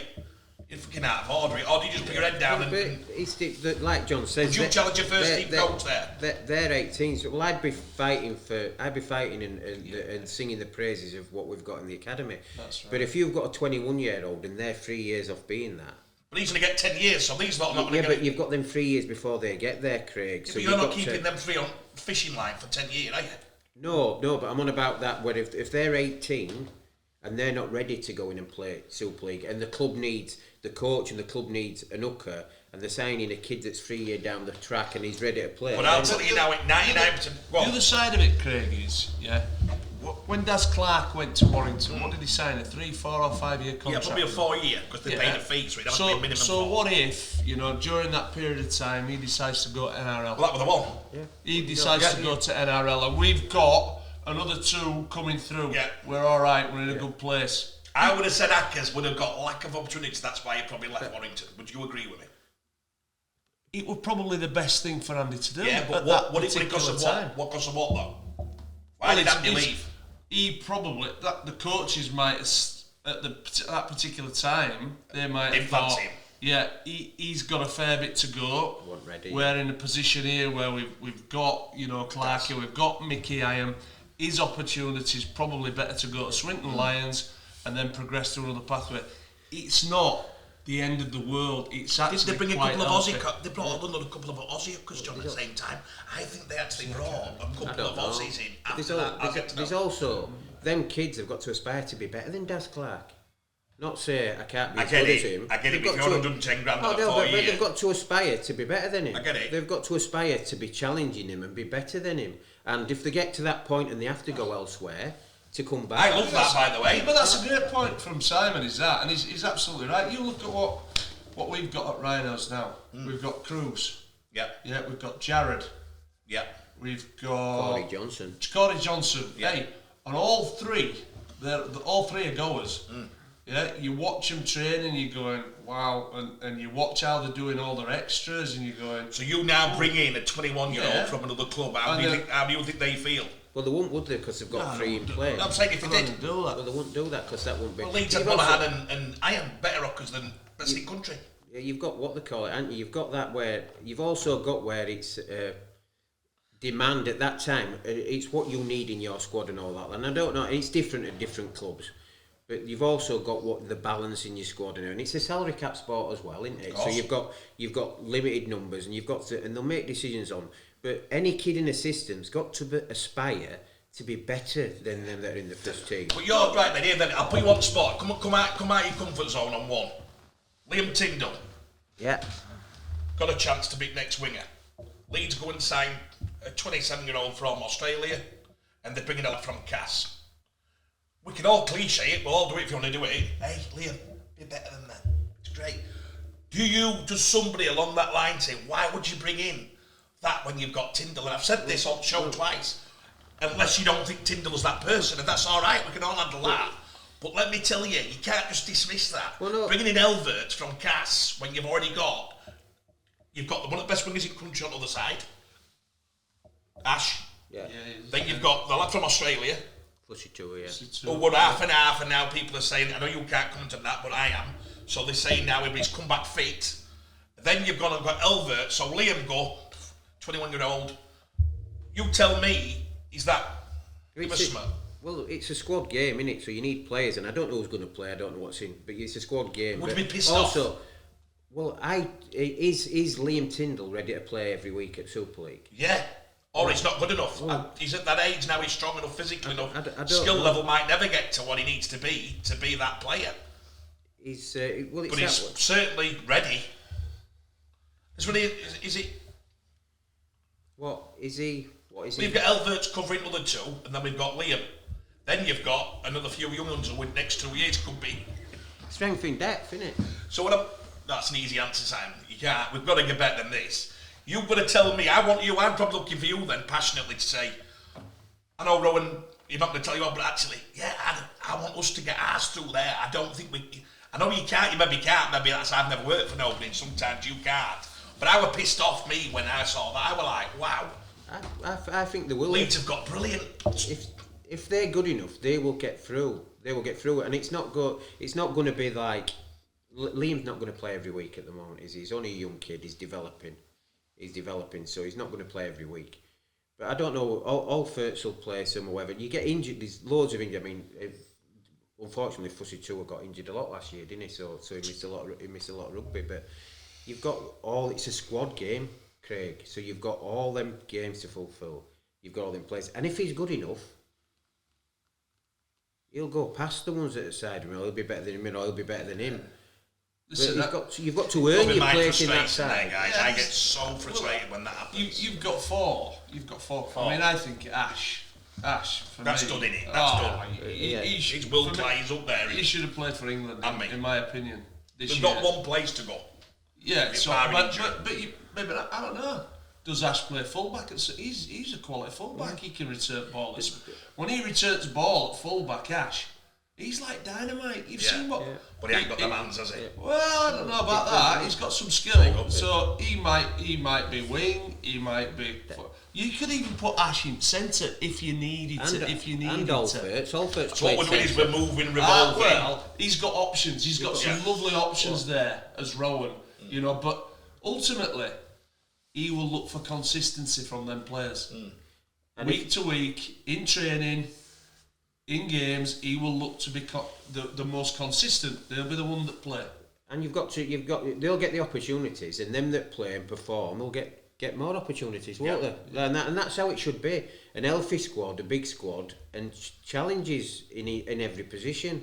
So people have got not nailed on the team. People that you've got strength in depth, and you're not playing people half injured, etc., and you've got people that can play and cover all them positions. Daryl Alford's played centre a bit on Boxing Day, so centre wing, so potentially can cover a bit more. You've got to have cover in the sport as it is at the moment, and the salary cap as well. And it's a really physical. I get it. And I brought Lewis Robertson. Listen, I brought Lewis Robertson, so I'm as guilty. We're all.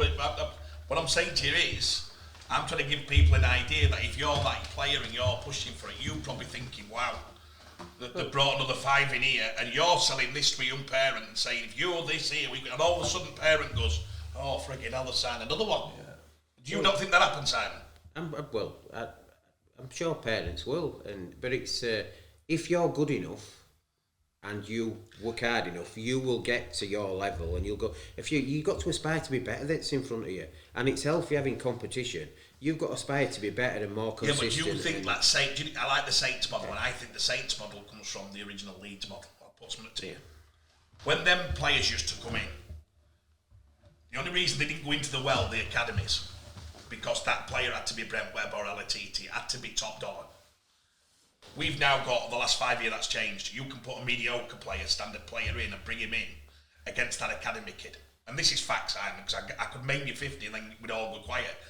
This happens. Saints actually at the moment probably have got that righter than everybody.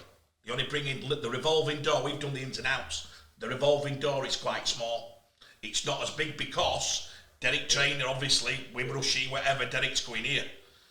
I've got here that young Benson that come through last year. I didn't, all of a sudden, don't miss. And I've said this publicly. Mike Rush, the only person I know on CEO, or if you try and push a player in, and I pushed a player in to them before I pushed to Leeds took him. They won't talk to you if they've got an academy, because Rushy reckons the promise he's meant to the parents. He said I've made a promise, and if I go and do that and bring a 40-grand player and another 40-grand player, and I'm not valuing what I've said to them parents. I'll make a promise. He will know. He's a really good judge of what he thinks is going to have a real chance of playing first grade. Hopefully, in 2, 3, 4 years' time, consistently. he'll know that. He'll plan for that. But is that your, you know, as youth lads, is that your ideal man when, you know, when chairman, let's say, I don't want to mention club, but there's certain clubs, right, who have to go and do it willy-nilly every year. They're bringing a load of 5, 6 Aussies, load of this, load of that, and there's no interest in bringing that young lad up. Surely our model as a sport's got to be the other model, hasn't it? It's hard, isn't it? It's hard on what you need as a, and that way you develop it. I mean, if you've not got kids coming through your academy, it's hard to plan for it anyway. I mean, there's only really 4 or 5 clubs that have consistently have players produce players and have them coming through. But some of it's like at Leeds, we had 10 or 12 players that were all similar age that played for 10 or 12 years and covered a lot of the key spots. So you don't have that age group breakdown across your squad. So St Helens have probably been a bit lucky where they've had a breakdown across the squad. Yeah. But then you're going to get Johnny Lomax is now 32, is he? 33. Yeah, so if you look 3 or 4 players at a similar time, you're not going to have a 24-year-old to replace him, are you? Because you're not keeping him. The key Dodsey, they got rid of Danny Rich, got 60 grand for him. Yeah. He went. Then they knew Theo had to go. Theo wanted 120 grand, whatever it was. See you later, Theo. He's better than you now. Yeah. So all of a sudden they had it planned for 2 years, which I'm sure you've got planned with Jack Sinfield. Well, you'd be the one who you're planning for 3, 4, 5, 6 years ahead. Yeah. You know, that's exactly that's happening now at Leeds. Yeah. You know, that planning, you know, that's going on at Leeds now with all the junior players and the players that Rowan's brought in and the players that are there that have been in our system for a fair few years.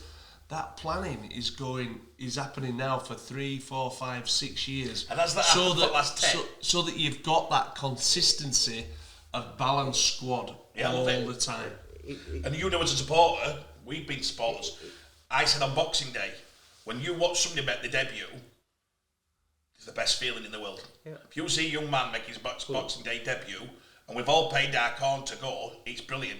I still like to see the Alatitis of this world because it was like watching God to me. But I love the thing. Your problem is as a sport, and you just said it there, if only 5 clubs are producing the players, then I suppose in Leeds' things and Wigan's, and they're supplying players for other clubs as well, aren't they? They're doing their job for, and this is what we said the other day about the split of the 1.8. Yeah. My mates don't believe that it all goes fair.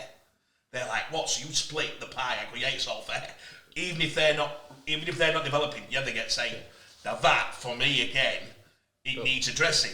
That sometimes you've got to say, wow, this is a player. So if you get a player at Leeds and he don't play for Leeds, he plays for Leeds, then he goes to Hull FC or Castleford, Salford. Do you get paid other than the compensation if he's under 23? Do the RFL pay you for developing a player? No. So the way it was, there's no money now. So the way it was there used to be 1.8 million per year, and it was split. 1.4 million was split across the academies evenly. All got 100 grand. All got £100,000. Then the other £400,000 was split on player production, but the actual way it were measured, the player production would have been on if you signed a first team contract. So it wasn't on making your Super League debut. So you got points for that. And then it were 85, 75, 65, and the £400,000 was split on where you ranked in the player production, but it would on having it on what contract you'd signed, not on actual ability. So then at the end, the last 2 years of that, we sat top. Leeds sat top, so we got an extra 85 grand of funding. Yeah. So we were at 185 for the last 2 years of that. And then Wigan and St Helens were close behind, and so it would hard. So then, even then, so we're talking about Bradford as a championship club. It were on Super League contract. They couldn't sign a Super League contract at Bradford. So then your chance of getting the extra funding, even though they were probably producing. That's mind blowing, isn't it? Yeah. So it's that where that's how it was split. But now that money's gone, so there's no separate academy funding. From centrally, we don't get any central funding whatsoever. It's all funded by the club. Yeah, it's tough. And that is tough. But that's Craig, where you know the bigger clubs, yeah, where it is more affordable. Well, they should be revered more, John. I think stories like this, the normal supporter don't understand this. They sometimes, the big clubs they pulled in from us, they pinched in from us, and actually, a lot of times, it's so unfair to direct that at top 4 clubs. It's that they put more foundations in, they put more time and effort in. Yeah, I won't take anything away from clubs, that financially or resource have got less, the likes of St Helens, Leeds, Warrington, or Wigan. Because those clubs fundamentally will invest in youth, and they deserve a lot of credit. They deserve a lot of credit for that, without a doubt, because ultimately those clubs will produce more players per game. We need that figure out there, don't we? What's happening? Well, that's something that we need it out there, don't we? If them 4 clubs are playing, that has to come from 100 players. That has to come from Rugby Football League. Yeah. But those clubs that sit underneath that, in regards to financial investment, resource, facilities, some of them clubs are working really hard, but it can be difficult at times. It can be difficult, dependent on their finances and resource.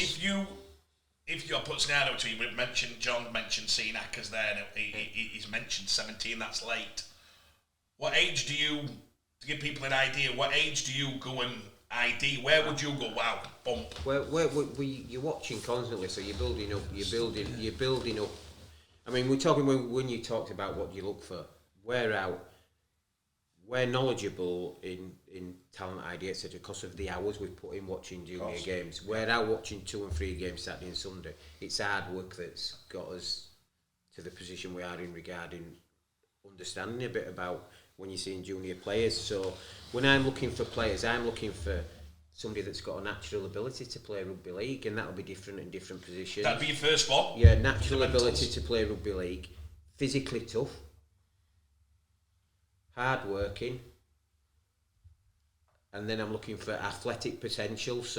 And size. So you want to know looking at what they're going to develop into physically long term, and then you're looking at attitude, and you're even looking at parents, the support networks and the parents they've got around them. And we'll watch kids we talked about Morgan Gannon, who's probably one of the things. The first time I watched Morgan, he was 10. He was playing year up in the Yorkshire Cup, so he was playing in under 12s as an under 11, and he won 11 year. So he was playing standoff as a 10-year-old in under 12, and I knew straight away he could play rugby because he was just a natural rugby player. So we've watched him for years before we've eventually recruited him. So, but you're watching it over a period of time. So it's building up, and we don't watch kids once, and I'm watching, and it might be that you've watched them two or 3 times, and you've seen, he looks all right physically, looks like it, and you don't see it. Then suddenly you'll see something, and they'll do something that just catches your eye, doesn't it, John? And you'll see something, and it takes time, and then you'll start and you'll see a bit more, and you see a bit more. But it's over a period of time. We don't just go watch one game and say, he's a Super League player. He's a Super League. We're watching loads and loads of rugby and building up to do that, wouldn't you? Yeah. It's building up a picture and watching loads and loads of rugby and watching kids play, and over a period of time. And you'll get some wrong, won't you, John? As well, we all get some wrong. But even then, you can go. There's loads that have come through late, loads that have been identified earlier. The really good ones. I mean, we've had some that would say Cam Smith. Really, really talented. Everybody. How do you ID Cam Smith when he's from Cass? Come on, give us a. We'll go watch. We'll have. We had his older brother, didn't we? Dan. So I watched Cam from coming and watching Dan from a young age with ball in his hand constantly. So I go. I've been at Siddle this morning, so I've been over at Halifax. We don't just go in Leeds. We go all over watching games. So we can know that you've been Siddle. What? I thought they had first. No. Morgan's a Siddle lad. Yeah. So he's Tom Allroyd. Morgan Gann and Tom Allroyd too. Siddle's a really thriving club, but there's other clubs in Halifax. It's an hotbed of rugby league, Halifax. If you Simon there, John, said 5 fundamental 6, he said, I think, in this order. Has that changed? You've been in it 30 years. Because has it changed in what you look for? Simon mentioned his first one was talent. I don't. Me looking at that's probably not. I've changed a little bit.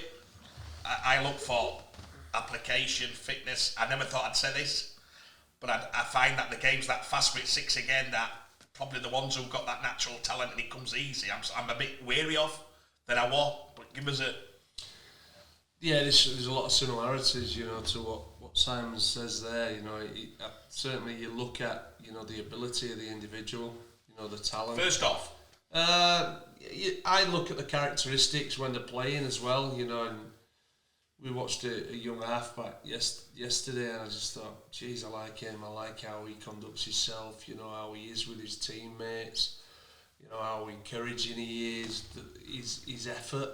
To want to play the game. His competitive edge, but geez, he's got some talent as well.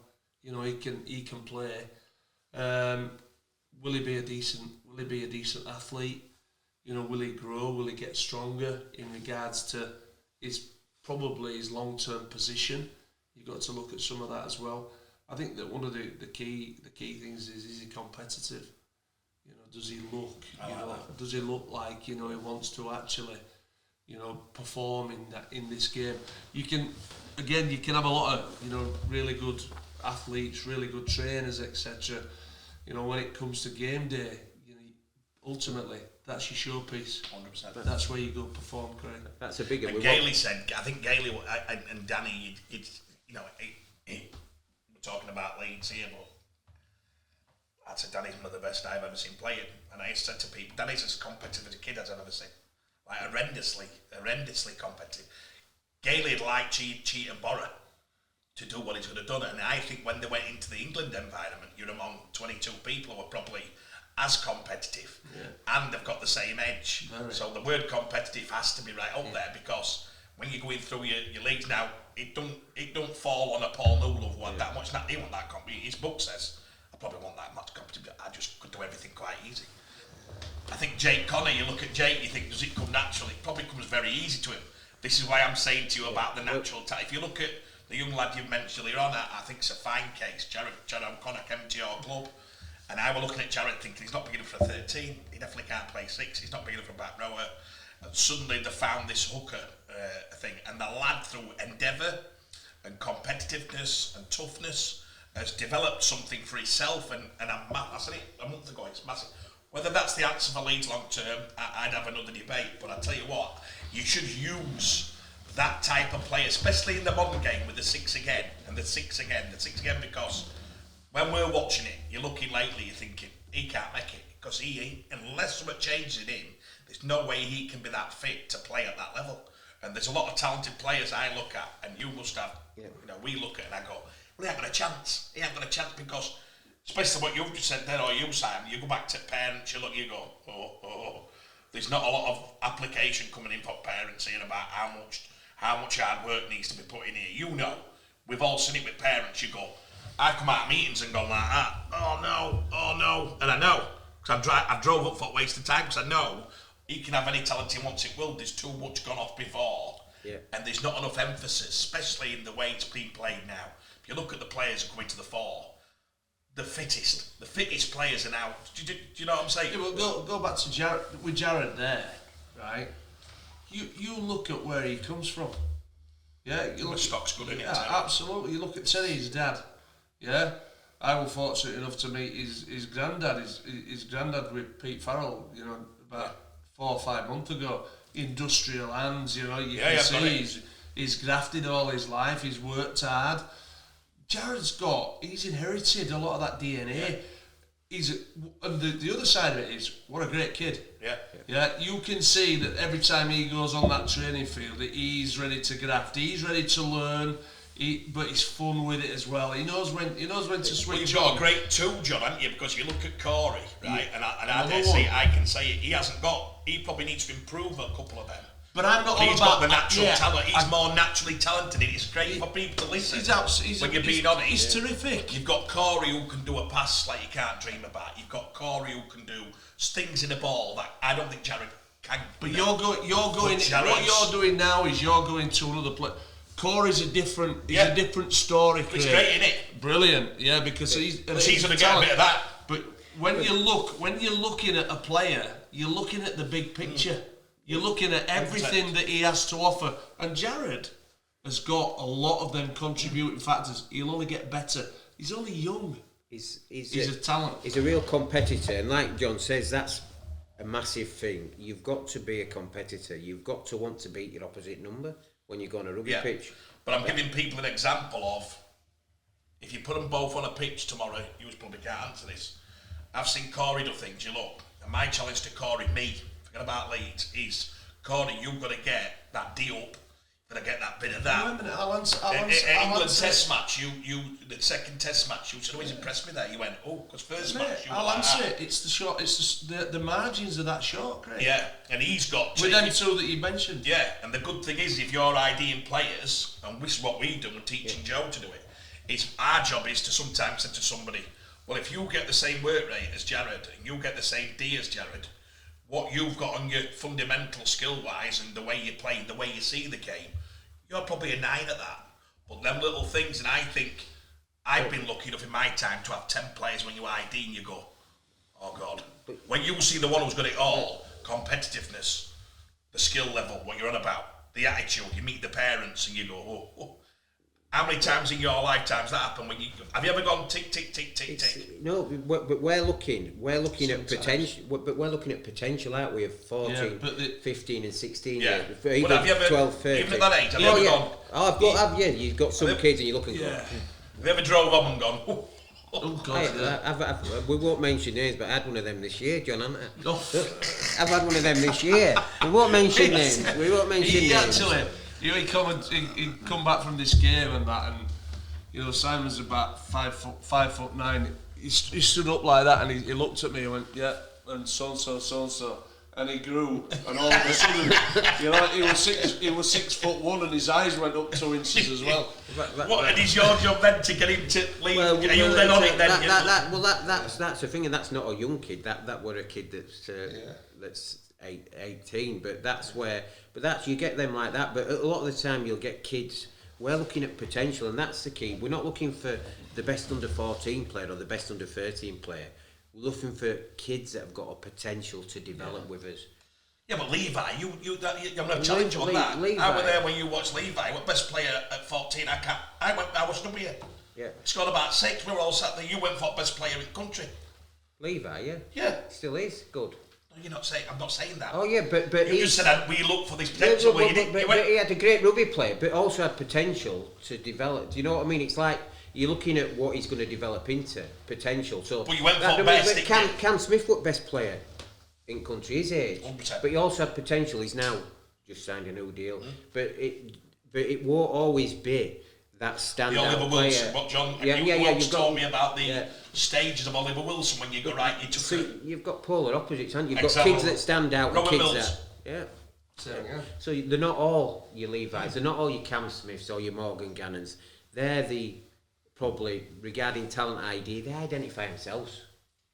Craig. Yeah, 100%. They identify themselves. We're talking about. We're going out this morning looking for kids that have got a potential to develop with us through our system, and we're trying to. It's like a crystal ball, isn't it? You're looking at what you hope they're going to be at 19, 20. Yeah. But you're looking at a 13, 14-year-old kid, aren't you?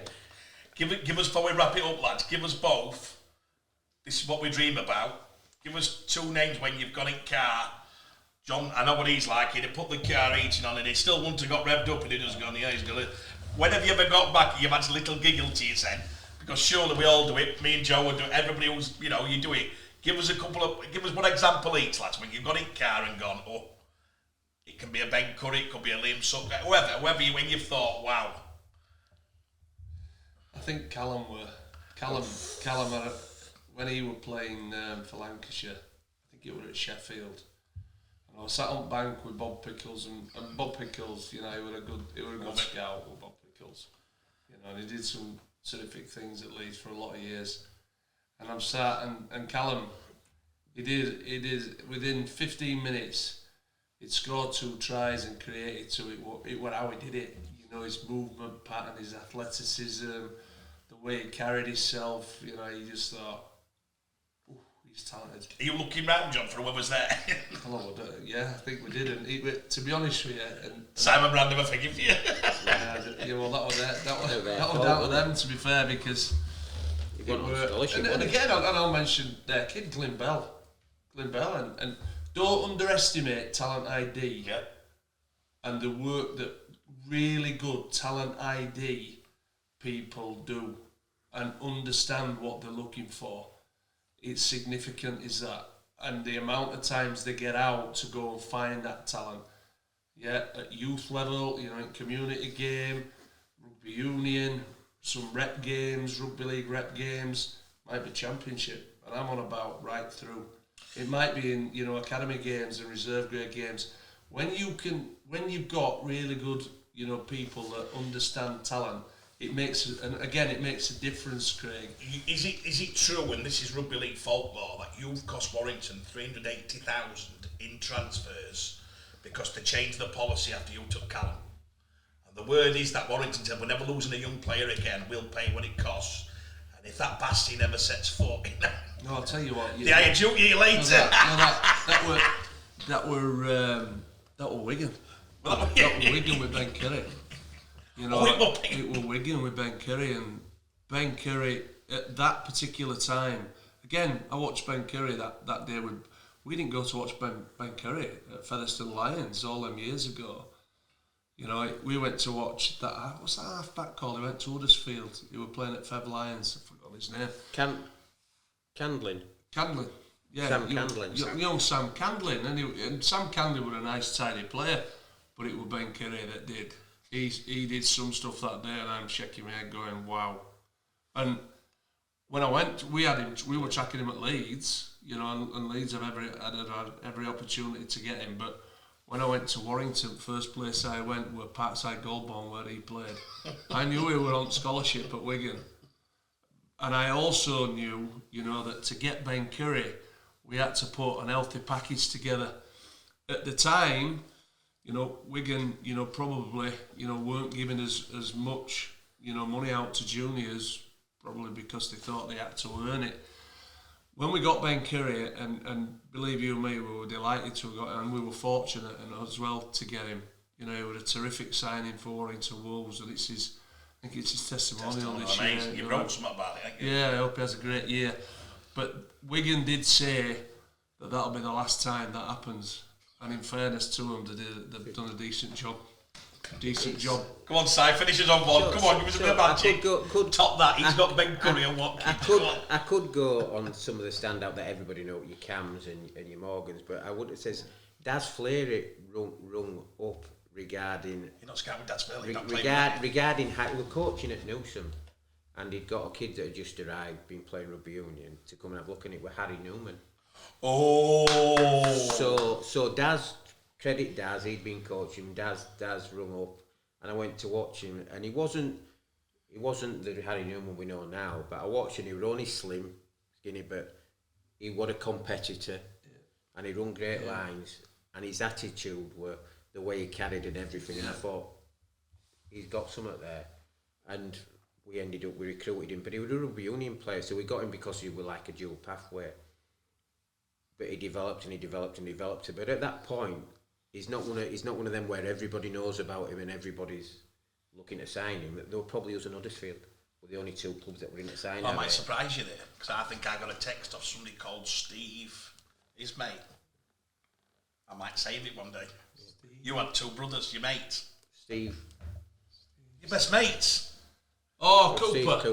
One of them, I thought, texted and said there's a kid who was playing dual called, and he's called Harry Newman. Yeah, but I didn't know if he was after he joined us. But so Harry, one of them that has only just started playing rugby league, so he wasn't one of them players that were on everybody's radar. And I think Andy Kelly talked to him, but because we had the link with Yorkshire Carnegie at the time, so I think he's the one that when I saw him and I thought there's something there, there's really something there. But he was one of them that were a raw talent, and he's ended up becoming through. He developed really well. Brilliant. But yeah, he's one of them backfielders just from a phone call from Daz Fleary. Right, guys, I think we've got a right injection of where I'll we are. I'll just give a quick one. You could have anything. Just on Tony Smith, how he settled in. Yep. At Rhinos, under-18s, head coach. This is the famous Casper. This is Casper. Yeah, he's certainly a breath of fresh air. Already, so you know he's there. It were always going to be a really tough one, replacing, Chev Walker, and he's progressing through to first grade, doing some really good things up there. But he's settled in really well, hasn't he? He has, Totally real character, but got a real energy for developing young players, and hopefully, he has a sustained a long period down at Rhinos. We'll bring him on here, Tony, because Tony can talk. We know he can talk. He's got enthusiasm. Yeah. You and what a player. This is what they're thinking about Casper. What a player. I told Did he you. used to play? Oh, no. I bet he's never told you. You'll have me for that. Hey, I always remember him because I used to think he looked like steady, so I used to get a bit. When I was a kid, I used to watch him. But when he went to Wigan for a couple of quid, didn't he? Yeah. And he played in did he play in the grand final or a thing or whatever? Listen, he's one of the biggest characters in the game. People don't know he's the cousin of Cameron and Daniel Smith. Uncle. And he's just joined Leeds Rhinos. He's been at CAS for probably 10 years. He actually worked alongside the CAS Academy as long as he's doing the testing. Yeah, his UKD test as well, yeah. Testing. Great person, we'll get him on and we wish him the best of luck.